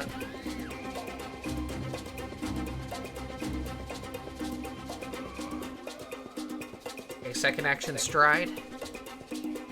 And then with thingy or flanking. Yeah. So he's off balanced. Does sneak attack have a certain attack or? No, it's just extra damage you do on your attack. Okay.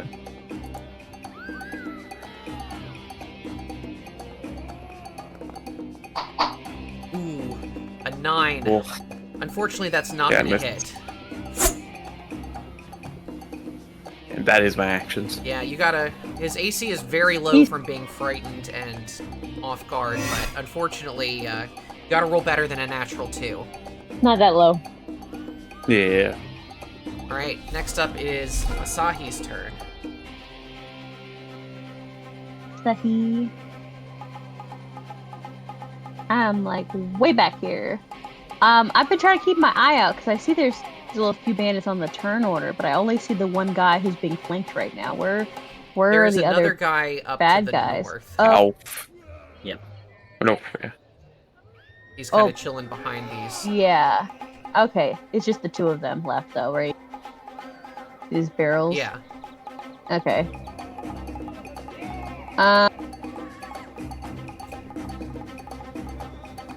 Let me just. Where the heck? I thought I had my character sheet popped out, but apparently it decided to close itself. Little bugger. Okay. That makes sense. A card. Or wait, you don't need your character I have to. sheet out. You have a. Shortcuts.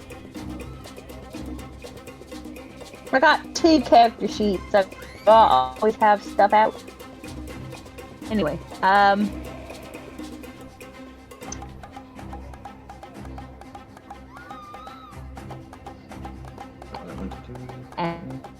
since people are very far away from me, I am just doing some back.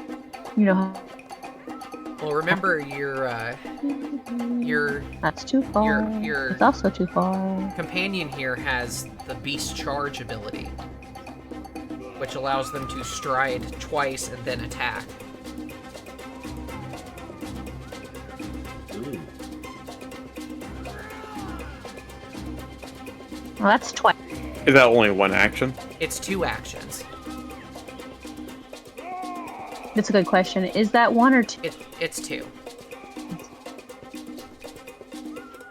That you can act together. Move, act together, then... Yeah. That's my. Okay. So what do you want to do on your act together action? The My recommendation would be boost Eidolon. okay. That's what I was gonna cast. Boost Eidolon. Okay, so And act together. then, So on act together, you're gonna do I- cast boost Eidolon, and your Eidolon is going to Beast Charge.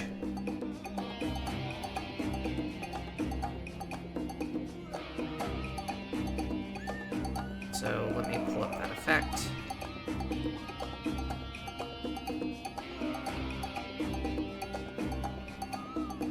Okay, so you can move your Eidolon into position. You move over here to the bandit. You could get there in a straight line, which would give you the bonus to hit on the Beast Charge.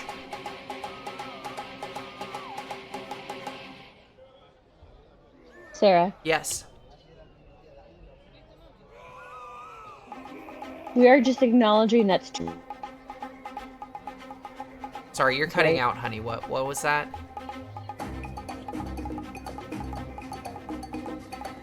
I'm saying that's just 2 actions, right? To act together. Yes. Eidolon the 2, and then my.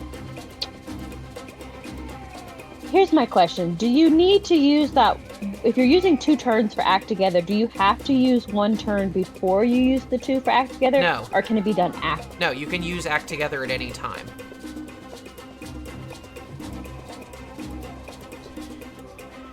Okay. Well, could I use? Here's okay. So first action before I use act together. First action is to shield idol. Okay, you're gonna cast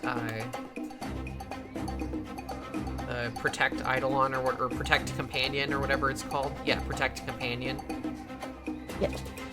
Okay. So you cast a spell which... Yes.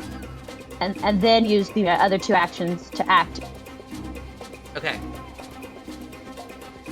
So your Eidolon does a Beast Charge and you cast Boost Eidolon. So go ahead and move your Eidolon to where you want him.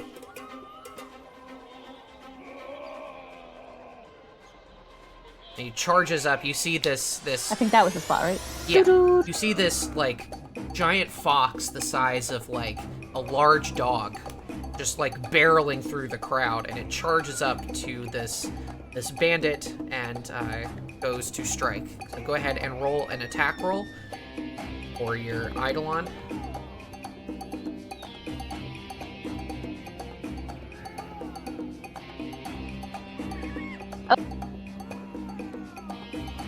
Let me just get my Eidolon's attack sheet back out. Yeah, so you're gonna want to use your making a Jaws attack.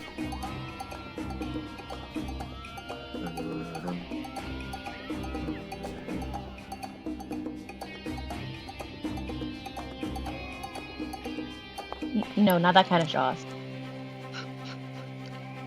A pumpkin. Okay, so Oh damn. you rolled a 26. That is a critical hit.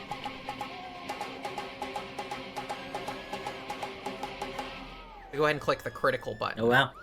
You rolled the claws instead of the jaws. So just click the critical button and then roll an extra d8. Because your jaws, I know you meant to use jaws, and jaws I'm have the sorry. deadly d8. Or you can just click the critical button on your jaws. Okay.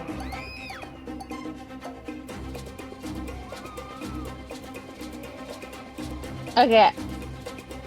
Cool on Jaws then. What? Okay, why if Jaws is my primary, why is it below Claws? Because got it it's ordered I didn't alphabetically. think that.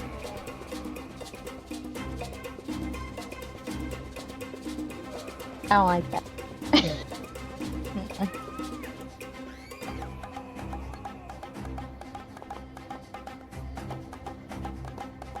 Okay, 17 points of sonic damage. So as this fox bites into its foe, you hear like a boom sound as like these vibrating teeth just like rend through this guy's flesh.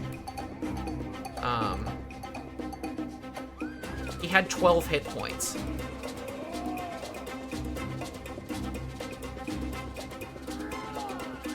Sonic Boom! Yay! That wasn't even an average roll.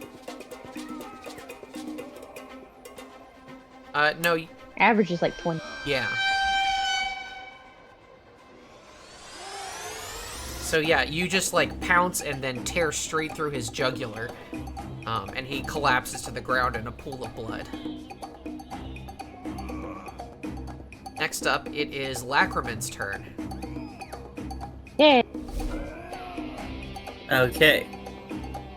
So first I will... Let's measure this out. First I'm going to use the stride action. I can move 25 feet, which means I can put myself right here. Oh. Yeah. Oh no. You can use the arrow keys. I overlapped. The- Okay, You've okay. become one. Okay. And during the stride action, you can do a free unsheath, correct? I'll say I you don't know if already that's had your too weapon out. E. It's fine. Don't worry about it. Okay. Well, just to keep things good on the program, the weapon that I have out is my filter's fork. I'm going to then throw it. What the fuck is this dog slicer? Okay. Yeah, that's my sword. You go. So that is... I'm trying to figure that out. Okay, so you want to throw it at the target, so you want to, on the actions page, under the filter's fork, make a strike. So you should click the strike button. There are two, it looks like there's two spaces for that, so I'm trying to figure out Oh yeah, there's which the one is throne which. right there. Okay. Yeah, the second row is throne. Okay, yeah. so yeah, click the strike. And plus that's well 7. within the range of that. Mm-hmm. Roll. Okay, a 19. That hits. So go ahead and click the damage button. Nice. Damage.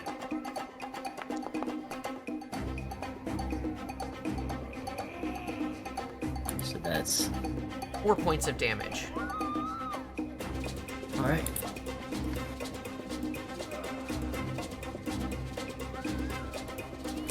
And, I guess I have another action You do. left. You may want to draw another weapon. Yeah, I'm gonna use my other action since I now don't have my filter work anymore. I'm gonna draw my dog slicer, and that's it for me. Okay. So you see this strange looking creature run up and chuck this this sort of almost spear-like, almost trident-like weapon, which hits this bandit, and he hits him in the shoulder, but he does not fall. And you pull out this wicked-looking sort of short sword. That is your turn. Okay. We got 2 dead bandits here. I don't like the at term end of dogs. the turn order. Well, it is That's what the it goblins is. do with it. Yeah, so it is now the one surviving scout's turn. What is he gonna do? I think his first action is he is going to step back. Actually, he's just gonna stride because he's kind of scared. So he's gonna move back here behind. Please tell me this- that commoner is a fighter. No. He's just a dude. So the bandit Fucking runs dude. back there. Second action, he swaps out his short sword for his... Or no, he already had his bow out. So he's going to use his mini shot. First attack is going to be against Akuma. Or, well, he makes one attack and then compares it to 2 targets. So he's going to target Akuma and the commoner that swung at him.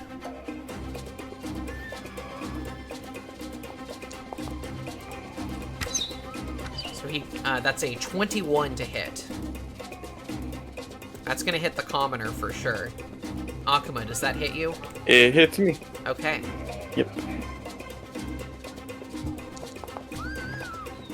He rolled a cool 6 points of piercing damage.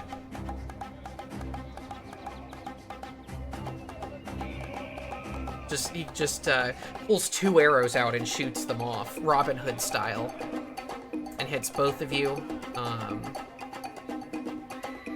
And then he is going to use a third action to take another shot.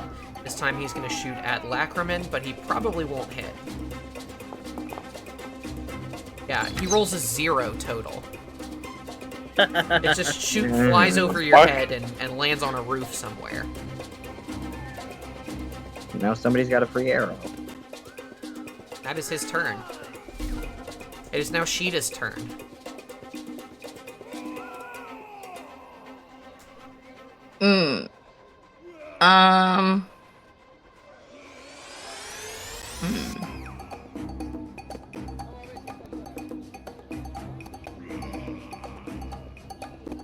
Okay.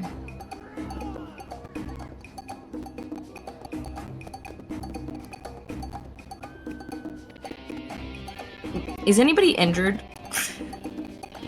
Yes, I think so. Yeah, Akuma just took an arrow. I have an arrow in my eye. Is it possible to get over there, like, safely? There seems to only be one foe remaining.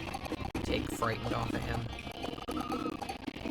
And the foe is crouching behind a pile of wood. Okay.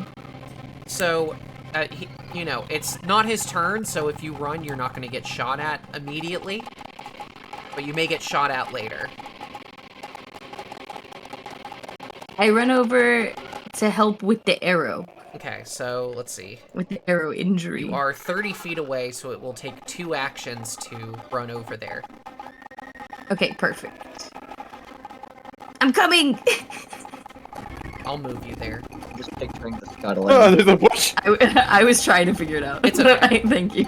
So yeah, you see this, like, bush of leaves and ferns just, like, run out from behind a cart. And she's saying, I'll help you. And then you have 1 action remaining, Fern. What would you like to do? Okay, I'm not like super familiar with my skills, so I'm a little bit unsure of how to assist. Okay, so I think what you're gonna want to do is battle medicine. Okay. Let's see. I think it's 1 action to do battle medicine.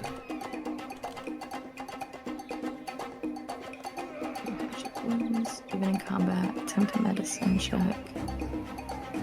With the Oh yeah, it's on your actions page. Battle medicine. So Yeah. you can just for any of your abilities or spells, if you click on the icon, it'll put it in the chat and that'll show all the details and stuff. You don't have to do that, but sometimes it can be handy. Like that? Yeah. Oh yeah, yes, like that. So Cool. go ahead and make a medicine check.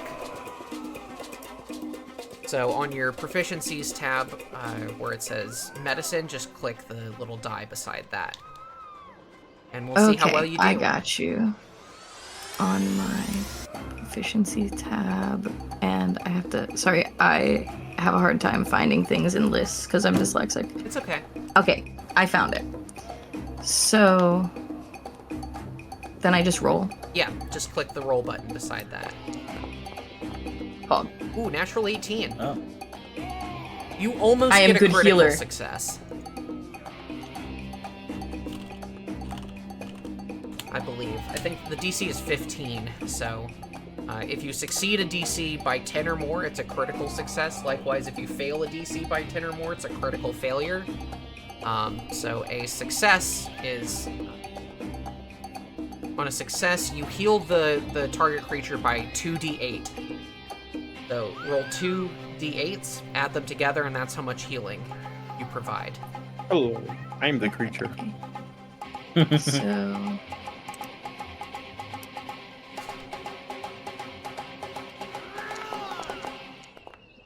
So 6. I think that's exactly how much damage you took.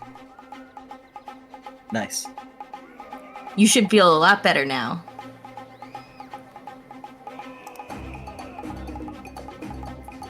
There we go. Back to full. I imagine she just like yanks out the arrow and then like slaps a poultice on there. With Like- great proficiency. Yeah, you're good to go. Yeah, it What'd you happens put very on me? quickly. Where did that come from? Was that a part of you? Yes. Maybe. Don't think about it. All right. So next up, it is the commoners' turns. The rest, I think the rest here are going to flee, and Yeah, including the probably guy for who the got an arrow in him. So it is just you guys Me. and the bandits now. So now it is Ningyo's turn. And by bandits, I mean Okay. bandit, because he's the only one remaining. Who's the person with like every single effect on them? That's one of the commoners who was killed. For some reason, it wouldn't let me mark them as dead. So I just marked them as dying, So you just did which everything. includes like every Amazing. single other So I negative think thing. I need to step up. And... I'll take that. Actually, it's a little distracting. Okay.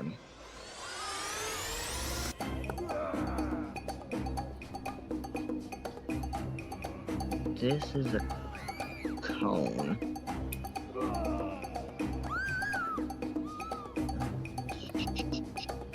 $15-foot cone. Which would not reach. I would have to get closer. Or I can... No.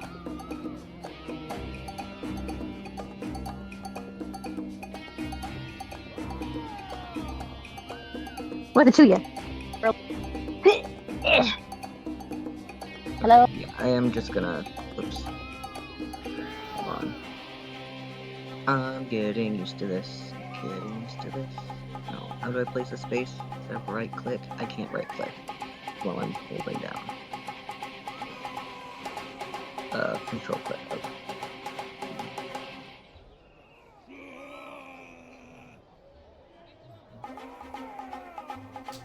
How am I supposed to control click when I'm already clicking and dragging?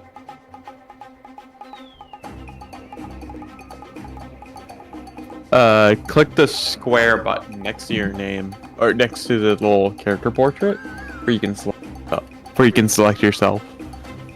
I can select it. I'm trying to measure how Oh, far I can walk. The ruler under the dart board. Yes, but I can't. I'm turning, and I can't. Yeah, so hold That- down that's- control and then let go of the mouse button. Oh, Oh. And you're then trying you to can do. click to add Oh, yeah, waypoints. Okay. So It's very weird. yeah, and I'm supposed to be able to hit space to follow that. Yes. Okay, that's not doing what I want it to do, so I'm just moving myself manually. Okay, that's fine. And then how do I target this guy? Going to figure this out.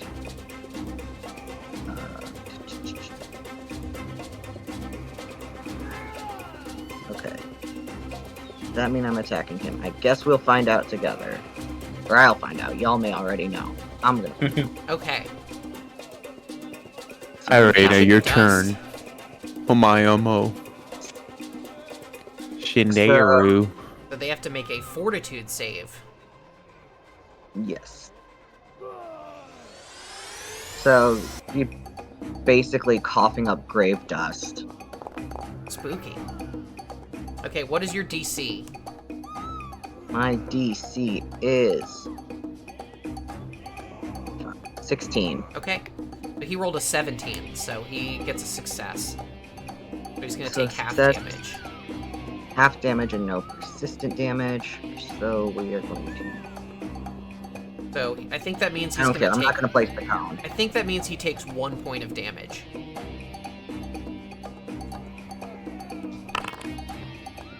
Yeah, so it's 3 halved to 1. Wait, did you just make that guy cough up soil? No, I coughed up grave dust. Oh, okay. I coughed up soil. I thought it was just like you just started making him cough. Nah, that would be wild though. Fucking crazy. Okay, and that is your turn. Next up, it is Akuma. He's immune to fright now, right? For 10 minutes? Yes. Okay. Then I will ride up to him. Okay. Getting in the way of my cone. No ice cream here. Damn. Here, I'll do something better for you. I will actually stride. I think I have 5 extra feet to move behind him. That's fine. At this rate, he's gonna be dead by then anyway. That would be 35 feet. I'll move there then. Okay. Yeah.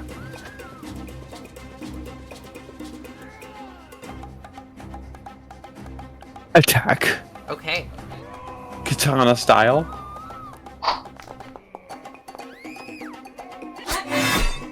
Unfortunately, And me. that does not hit. And Mace again. Yeah, unfortunately, he's just too wily, and your Yeah. katana does not find purchase on his flesh. Okay, Early martial characters. Asahi, it is now your turn. I've been trying to make a joke for a hot minute now, but the apparently my shit's going haywire. I'm sorry. Well, I can hear you, so go ahead, make your joke. I put it in the table. Okay, I'm not looking at Discord right now. You know how like when you couldn't get that one commenter to say that mark her as dead, so there Yeah. was that like purple orb that just kept circling her. I put a picture in the table of Hades going into the green thing at the end Okay. of the Hercules. movie. And I was like, and I saved that picture and I named it as Good Soup. Good soup. Amazing. So I was like, yep, she's just that purple orb is her just circling the underworld. She's like, There you go. "Ooh." And now it's gone because she went down the hole. Like a toilet. It's like a toilet bowl. She just kept circling and now she's flushed. Ta-da! Okay, so what do you want to do? It's your turn.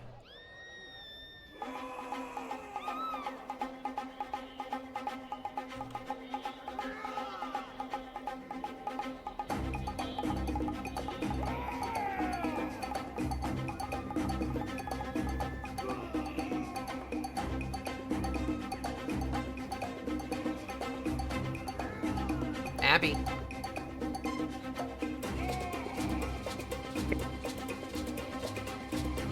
Did you not hear me? No, you didn't come through.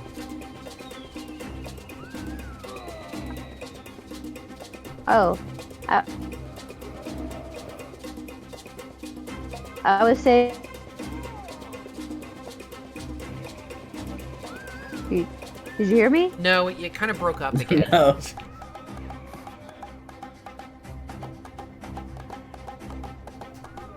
I said, I was asking who the fuck the guy is next to me on the west side of the map. Oh, okay. That is a chef that you have seen around town.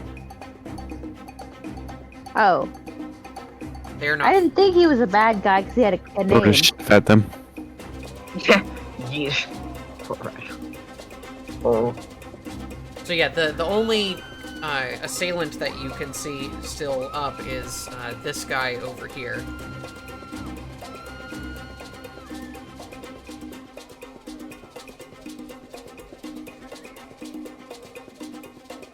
Oh gosh, fuck. Sorry.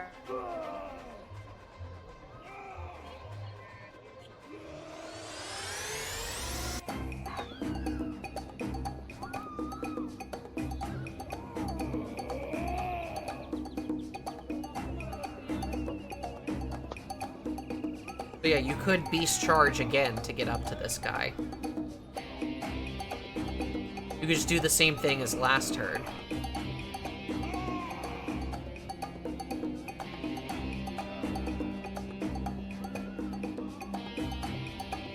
And Abby, if you're talking, you're not coming through. So apparently, for whatever reason, I can't talk on Discord if I don't have Discord up. That's weird. If I minimize it and I go look at the other screen, it gets mad at me. Okay, so you just tell me what you want to do and I can move you. I just wanted to do what you said. I would just want to repeat my last turn. I just want to Okay. cast Protect and, boost and stride and attack. Okay. Yeah. Yeah! Okay, so then he does his beast charge. And Who's then, making a triangle effect with my two characters? I don't know. So then I go ahead and make a. Do you want me to roll the attack? No, I can still use the other page. I just can't talk and do it at the same time. Okay. But I don't have any problem with Hero Forge. It's just if I'm looking at Hero Forge on my Foundry, screen, Discord doesn't really work. Foundry, yes. Then Yeah. Discord kind of fucks up. Okay. Well, just roll your Do attack. the half Okay. and half on the screen. I mean, I could, but I'm not bright enough for that. She also doesn't have a lot of screen space, so. Yeah, but you can I got the laptop. you can do half and half like usually What Windows is this, a lets you. pizza? Yes, actually, Windows lets you do half and half. No, I'm aware. I do know what half and half is. Okay, I went to college. Me too. Crucially, one of the things they I teach can. you at college is. Well, what half no, and half but like means. if you're reading something and taking notes at the same time, it's Yeah. like Okay, I've that's read it's okay, an honey. article Just and make your attack roll, please.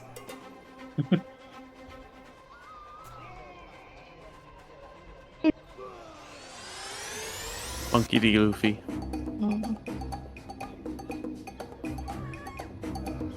He's gonna be king of the pirates. Yeah, that's the man who's going to be king of the pirates.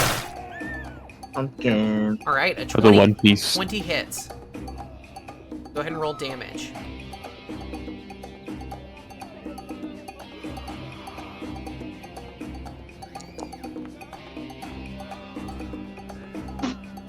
Minimum damage for 5 points of damage. But you bite him, and he doesn't like it. Ouchie.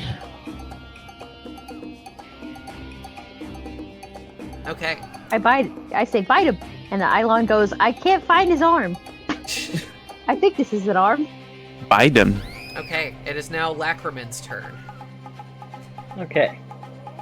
So first, I'm going to stride. Go away, menu. Okay. So this is 25 Yep. to here. Then I'm gonna do another stride action with a tumble through Okay. to get behind this guy. I think Tumble. That'll be I think you have to roll a thing for that. yeah. I think it's acrobatics. That sounds right to me. Let's see. Yes. Yeah, make it's an acrobatics. acrobatics check against the enemy's reflex DC. Go ahead and make an acro check. Okay, 15. Unfortunately, that does not meet his reflex DC. Okay, so does that mean that he takes a reaction, or that I don't? It would get past potential. It says your movement ends and you trigger reactions as if you had moved out of the square you started in. He does not have any reactions to take, but Okay, you're so unable to do I- move through him. So I just end up like beside everybody here. Yeah. Okay. So that's 2 actions, and with my third action, I will attack with my dog slicer.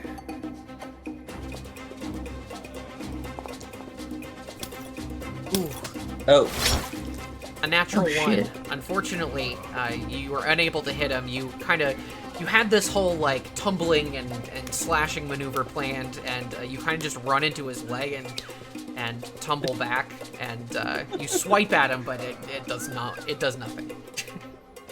Is it called Dog Slicer, or did you name it Dog Slicer? No, that's an actual that's what it's weapon. called. It's Okay. a goblin weapon. Yeah, in fact, Akuma, you would recognize a dog slicer as a Oh, okay. very common goblin weapon. You probably used one. Hey, yo, hand me that real quick. Let me show you how to use it. Why I missed 3 attacks with it. All right, it is now the bandit's turn. Oof. Let's see, what is he gonna do? Ominous music. You better run, idiot. Yeah, he says, fuck this, and he runs out of the town. He just spends all his movement to run back through the open gates and out of town.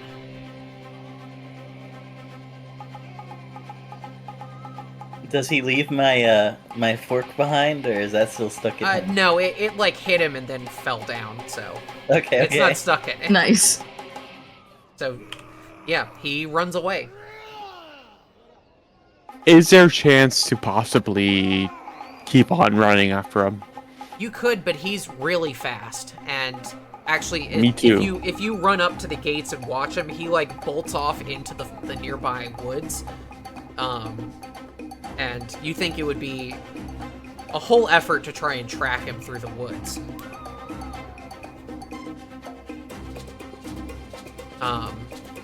However, for the time being,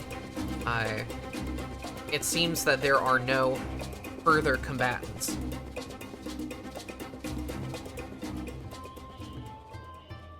So, Palm returns to the town once more, though there is a heavy pall over the once festive festival, as 2 people have died at the hands of these brigands, and you did kill 2 of them in turn, but it was not without cost.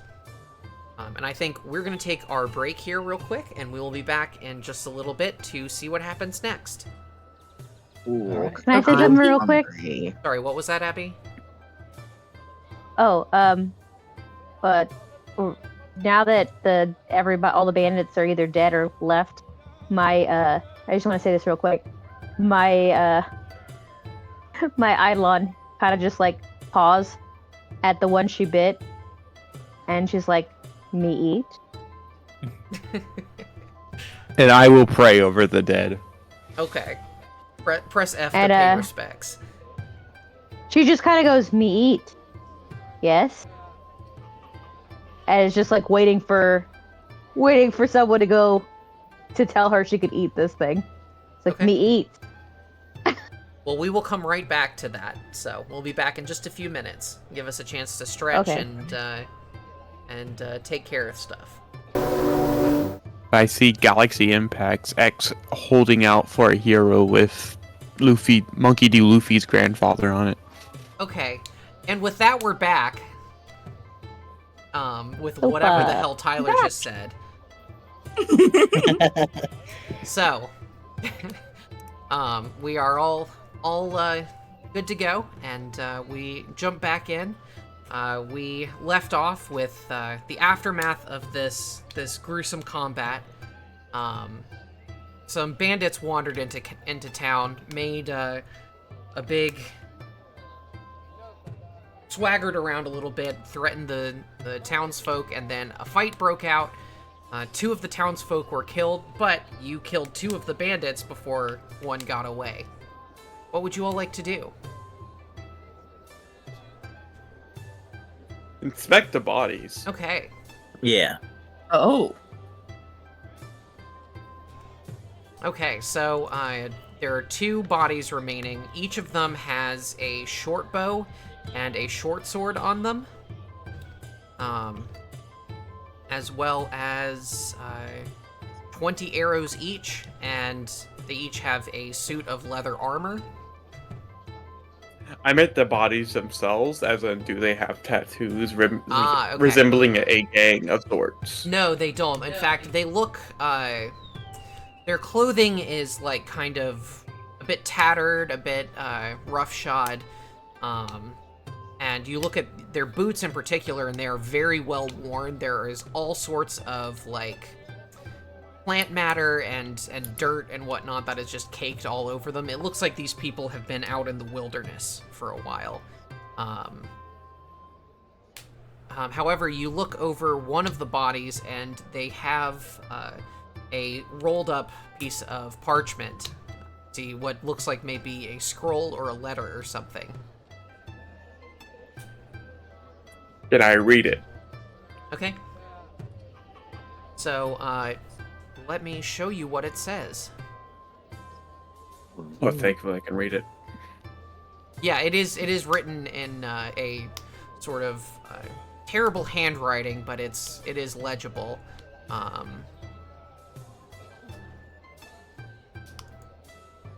me see if I can show this to you. It'll work. So I will let you read it out to everyone.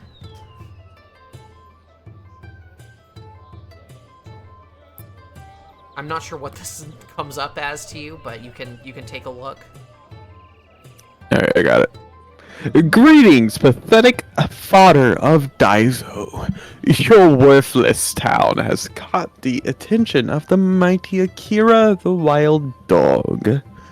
If you do not wish to see this town burnt to the ground, your useless body slaughtered, bring everything of value up to the eastern gate 7 days from now at noon. Don't even bother appealing to the samurai of Honda Castle, as those pigs won't be coming to save you.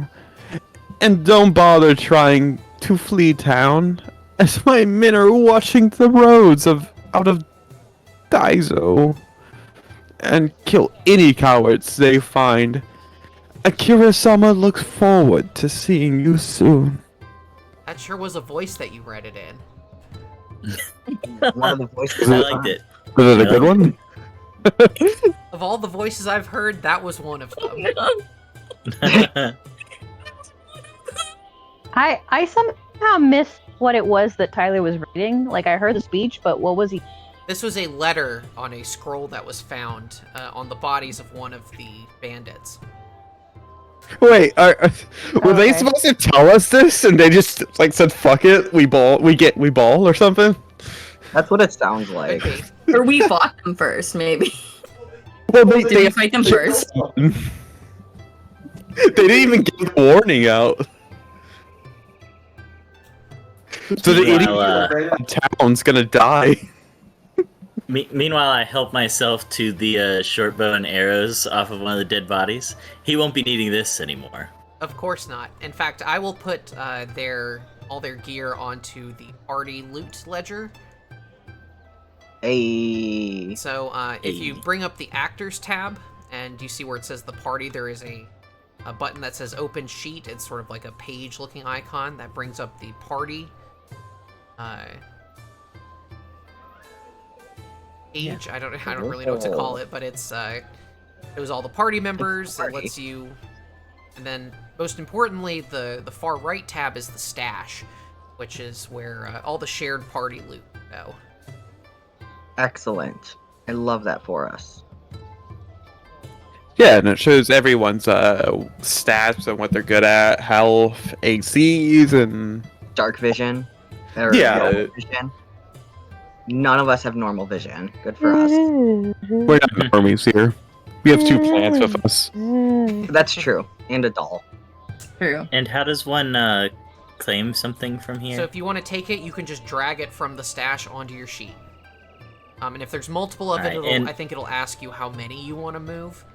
So you can just type in how many you want. Okay. Yeah. So yeah, I helped myself to one of the bows and the arrows from one corpse. I think I did that right. Yeah. There Cool. you go. Okay, so as the smoke kind of clears here, you kind of look around, and you all are the only ones kind of left in the near the gate here. You are the only ones who really stayed around to fight. Though you see, What type of arrows are they? Are they like their weaponry? Does it look like they were given like sturdy weapons, or they look pretty standard looking weapons, like not particularly high quality, but usable. okay, so weapons. expendable people were sent to us, not actual soldiers. Yeah. Okay.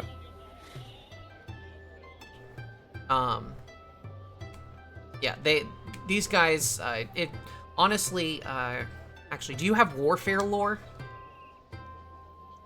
How do you do? Make a warfare lore check. Wherever it is. It should be under your skills at the very bottom.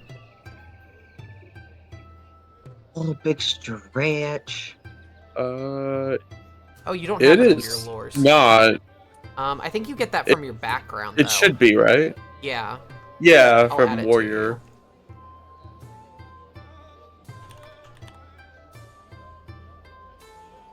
Okay, I added it for you. You can go ahead and roll Okay. that. Ooh, natty 18. Okay, yeah, with the Nice. 22, That's cool. you call upon your breadth of experience in matters of warfare and combat, that kind of thing. You get the impression that these men are scouts, judging from their weaponry and the fact that they are not armored, or at least they were very lightly armored.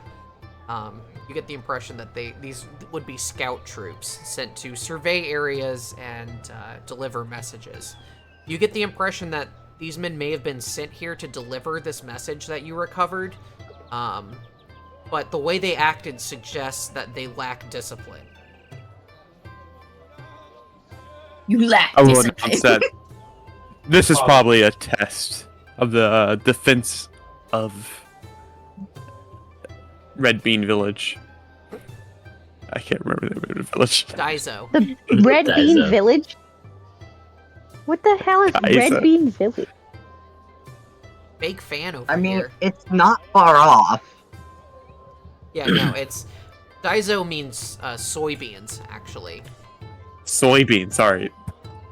Soybean Village.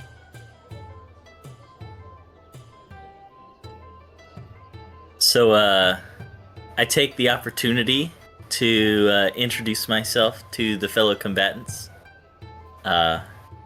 Looking around, I say, thank you all for your help today. My name is Lackerman. I am the only known survivor of the wreck of the Star Riser, and I'm very pleased to have fought with you all today. This here beside me is Sheeta, professor of her own healing. Hi. Nice to meet you all. I thank you for helping my wound, but to carry such a weapon like that, you should be careful. It's undefined, or what's the word I'm looking for? Unrefined. Unrefined, yes. You should better yourself. Wow. Make better choices. Rude. You should what? Well, get good at not getting arrows in the eye, I guess. Riley's character's like, maybe you should stop being a wanna fucking goblin shit. Unfortunately, Yes, I get- I come from a background of trains. Being trained. I I hold, thought for a hold the second you dog meant you came from slicer. a background of train. I was like, what? I like trains. I hold the dog. I hold the dog slicer out in front of me. Yes, quite an unconventional weapon. It's not very often you come across a ship full of goblins on the high seas, but I was glad to claim this as my own.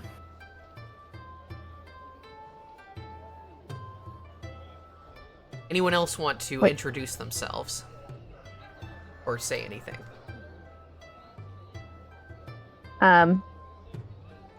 My character is just like, now that we're done examining, is it okay if my pet eats?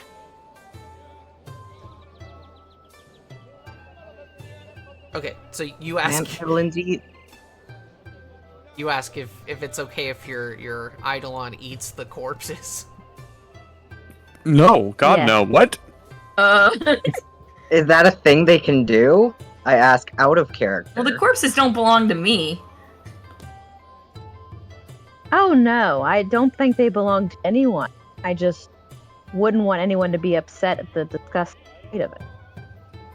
Seems rather disrespectful of the dead. We should burn. These corpses should be burnt. Well, that just seems like a waste of nutrients. But their souls should pass on. Both fair points. So- Second this. Well, is this a democracy? What, that I'm fine with the decision. I guess I will find other ways to nourish.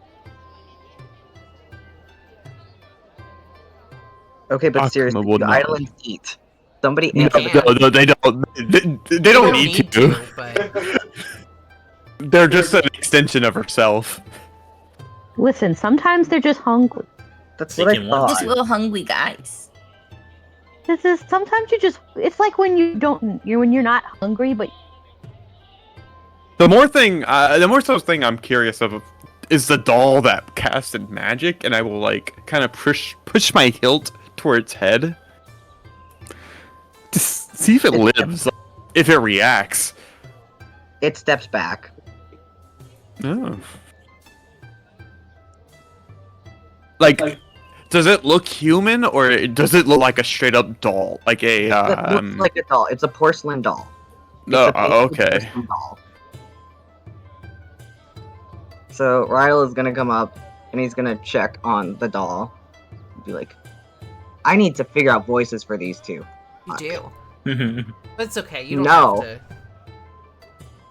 You don't have to do a character voice. You can always change it if you change your mind. Yeah, I kind of Yeah. wanted to do like a voice changer for Ningyo, which, by the way, just literally means doll. Yeah. It's not a name. When I get more comfortable, I will probably assume a voice, but I'm still That's baby. okay. I call my character calls her the Eidolon over with a whistle, and my Eidolon comes like just sauntering up and sits down beside her, chewing. It's like, you eat? Just something. Sorry, you're kind of cutting out a little bit, Abby. You may need to speak a little louder. I did. I It's never like, thought what we'd be did you telling that. eat? It's like, she goes, what did you eat? Nothing. No. What did you eat? Nothing. What did you eat? Just So we're something. talking to a Labrador. I just had Or a golden something. There's So your idol actually talks? yes. Okay. Why? I'm just asking. I didn't know if it was just a beast or not. And I was telling Sarah this the other day. My Eidolon talks without opening. It's like a. Okay. It's like a. I'm basing it based on character. What is it? Princess Mononoke. Oh yeah. The animal. The wolf. Yes. Yeah, very anime inspired. Who would have guessed from this setting? She's like, Not me. so you I'm I'm just not had a some. weirdo.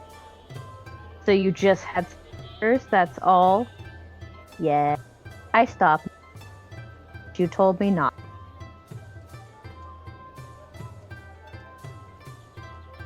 I scratch.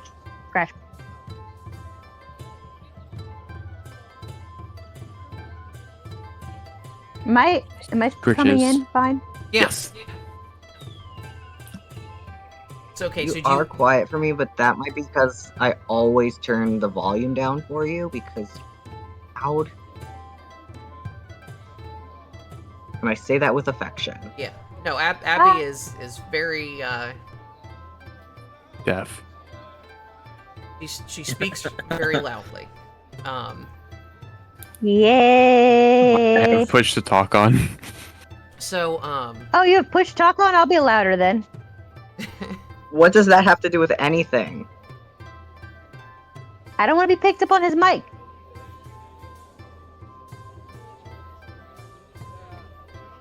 You were saying?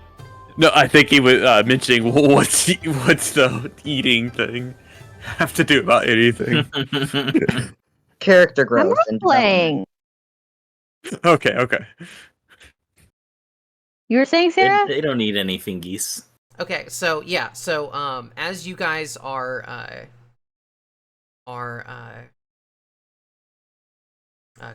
catching your breath, introducing yourselves, you see that the little girl who was grabbed by the I forgot bandit. about that. Yeah, he dropped her when he went to attack the dead Yakuza, the now dead Enemy Yakuza. person. And she runs out of the crowd up to you all, and she kind of bows to you all, and she says, "Thank you for saving me."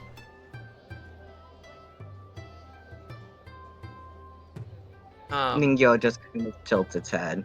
It has nothing to say. Okay. And she like straightens up and smiles a toothy grin at you with a couple teeth missing. As many children of those ages tend to be. And she says, Let me get brush your teeth. she says, "My name's Hana. Who are you?" At that moment, Yukiko goes up and licks. And she's like kind of squeals with delight. And she said, "Oh, the big foxy just licked me. That's so sweet. I love you." And she throws her arms around the Eidolon and gives it a hug. No. The very energetic and sweet young girl. And as this is happening, another figure emerges from the crowd. It seems to be the priestess who was at the temple before. She approaches you all, and she bows to you, and she says, "Greetings, travelers. My name is Kiko. I am the local priestess in this town. I thank you for your bravery here in facing and driving out these bandits.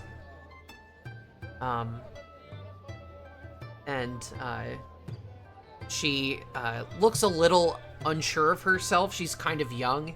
You see that she has slightly pointed ears. She may be a half-elf. But she holds her staff and she says, if you could please come with me, I will explain more at the temple. And she turns her back to you all and addresses the crowd, and she says, everyone, the threat has been dealt with. Please go about your business and enjoy the festival. We will hold the convocation shortly at the temple when I've had a chance to speak to these heroes. And everyone... As we're walking to the temple, I will say, They mentioned Honda Castle won't be able to help us. Do you think that's true? And she just says, not right now. We'll talk at the temple. And she like turns and smiles to people and she says, oh, good evening to you, sir. Good evening. And it seems like she's trying to avoid causing any anxiety or worry amongst the townsfolk. These people must know.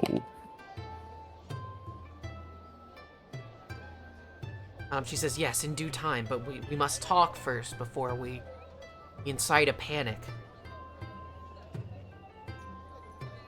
So she takes you to the temple, and she addresses you underneath the large spirit tree. And she takes the I assume you offer her the note that you found. She reads it, and she says, she shakes her head. She says, unfortunately, what these bandits claim is correct. The Honda samurai have not been seen in months in town, even to collect taxes and tribute. There have been fears brewing about that the town was in danger of being attacked while our protectors are absent, and it seems our fears have been proven true. Have y'all been paying? We've been... As far as I know, taxes have been ready to be paid, but no one has come to collect. Normally, a retainer of the Honda family comes to collect the taxes from local businesses, but as far as we can tell, nobody has come by in months.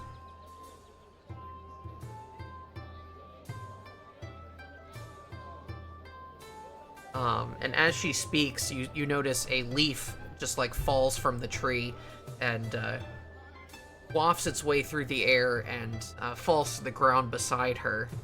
And she looks down with a solemn glance and she says, in addition, there's something even greater going on. See, the great tree is dying. It's said to be the home of a guardian spirit of the town, but I have never seen it, and no one I know in person alive has seen it. I tend to this tree as part of my duties here at the temple, but I've noticed that in my lifetime this tree has begun to decay and wither, despite my best efforts to care for it. I believe that in addition to this physical threat by the bandits, there is likely to be some sort of spiritual threat at play here as well. In light of the fact that the samurai have not been seen, it kind of falls to me to be sort of a leader of the town. And implore you all to help protect the town from whoever this man Akira is.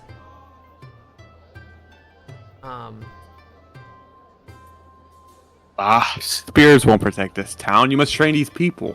Yes, and Protect themselves. And we will be preparing a militia in order to meet this threat, but it would be best if you all could find out any information that you can about the bandits. Perhaps ask around town and see if you can learn anything about whoever this Akira is. And I think I have some people in mind. and maybe ask and see if anyone is able to drum up support for a militia while you all are investigating. But for now, I assume you all are exhausted from your travels and the evening of celebrating and this horrible battle. I will see to funeral arrangements for the victims, and you all can retire for the night. I do have a convocation to give here in just a minute, and you look and you see that there are some townsfolk kind of gathering outside the gate, the sort of walls of the temple, waiting for Kiko to usher them in. She says, "You can, if you're free to go about your business, but please, when you are rested, see what information you can find. See if anything can be learned about this Akira that may help us prepare ourselves and protect the town." So then that's all for now, unless you have any questions for her. I don't believe I so. think I not. think I would like to recall knowledge. Hold on, Sure. I gotta double check my feats. And let me double check my proficiencies then. Oh no. Alright, I'm gonna see if I know anything about the the locality, Okay. that has anything to do with Akira. Okay, so that would be a society check. Yes, it would. Yeah, you've Did it never heard that roll? name before.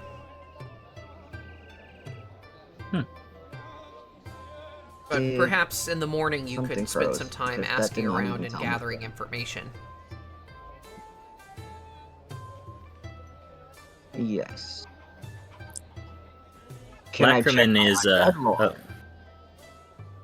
Go ahead, Dust. I was gonna say Lackerman is quite ready to rest, but he leans into Sheeta and asks, "What do you make of this tree spirit situation here? Anything that you might be able to do to help with this aspect?"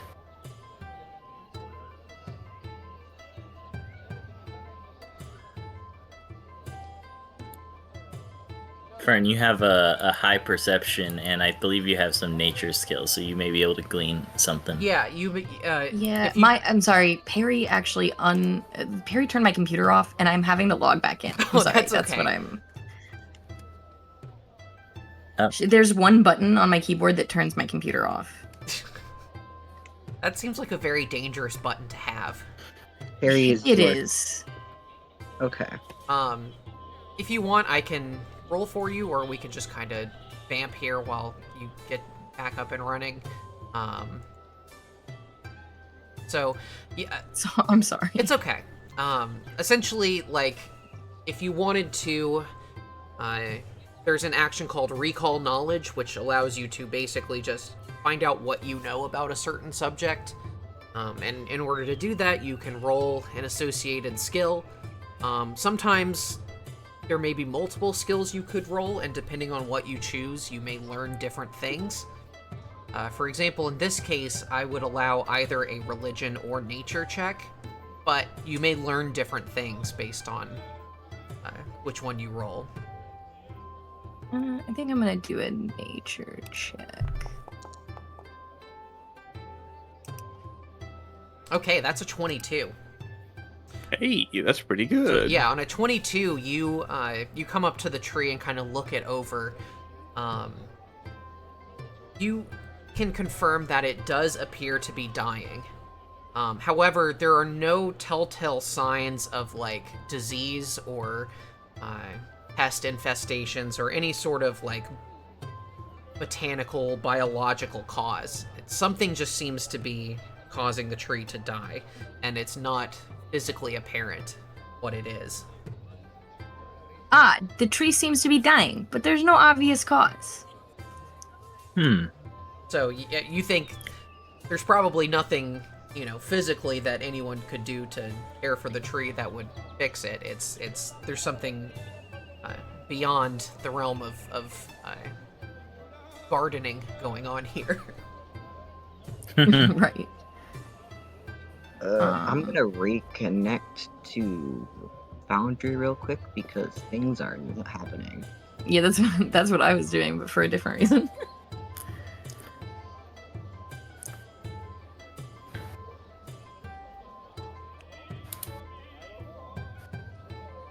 Oh yeah, I have a sound set for that. Let me switch to that.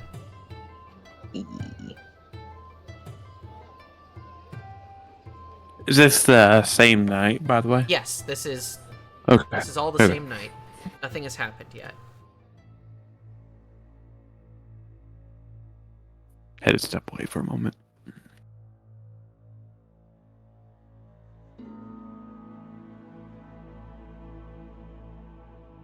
Okay, it looks like things are happening again.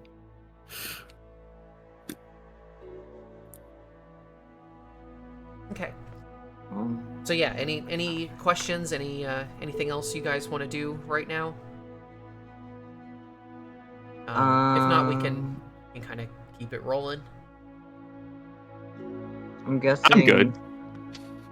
Rydal is probably caught up to the group by now because he's just like he's grown attached to this doll. I don't actually know how long they've been traveling together for. That's a question I should figure out on my own time. Yeah. So, Yeah. you all. I don't think I've got. Yeah. So, you watch as Kiko welcomes in townsfolk to the temple grounds, and everyone kind of files in and stands under the tree. And Kiko herself, she walks up onto for lack of a better word, the porch of the shrine building. So she's kind of up high and she can address everyone. She has one of those staffs, I think it's called a kilik. It's those long metal staff with the rings on the top that a lot of Buddhist monks use. Maiden staff. Yeah, and she kind of shakes it and it clacks and ching ching ching ching. It gets everyone's attention. And she starts a chant that she does, a prayer, and she does a bit of a dance, this sort of spiritual dance. Whose cat is that? I think that's Perry. It's Perry. It's probably Perry. Speaking of which, Abby, can you let Cammy in, please? In a minute. Okay. So yeah, she does this emotional and flowing dance. And afterwards, she stops and raises her staff up and begins the prayer. And she says, "O Holy Mother Izanami, O Holy Father Izanagi, please bless the people of Daizo who have worked hard to make this day of festivity possible. Times are troubling right now, but we know that with your protection, we can weather any storm together. O Herald of the Harvest Inari, please continue to fill our crops with nutrition and protect them from drought, blight, or famine. Finally, revered Tree of Spirits, may you continue to protect this town from the forces of evil." And with that, she claps twice and begins to chant and dance once again. And a quick glance around the crowd reveals that once shaken citizens seem to be emboldened by the invocation of the gods. For just a few moments, everything feels like it's going to be alright. And I think that's probably where we will stop for today. Nice. Hooray. I stayed awake. Okay. We're so proud of you. So I want to thank everyone for job. coming out to watch. I want to thank our performers here. I want to thank Miles for sitting on my F12 key. So yeah, everyone, Very I helpful implore kitty. you to go check out As Fern they and all Dust are. channels, if you haven't already. They are great friends and great streamers, and content creators, so check them out. I want to say thanks to Foundry Virtual Tabletop. I want to say thanks thanks. to... I want to say thanks to, let's see, who else what other technologies are we using here? Discord, to Kevin McLeod for his music that we've been using in our Whee! Sirenscape. And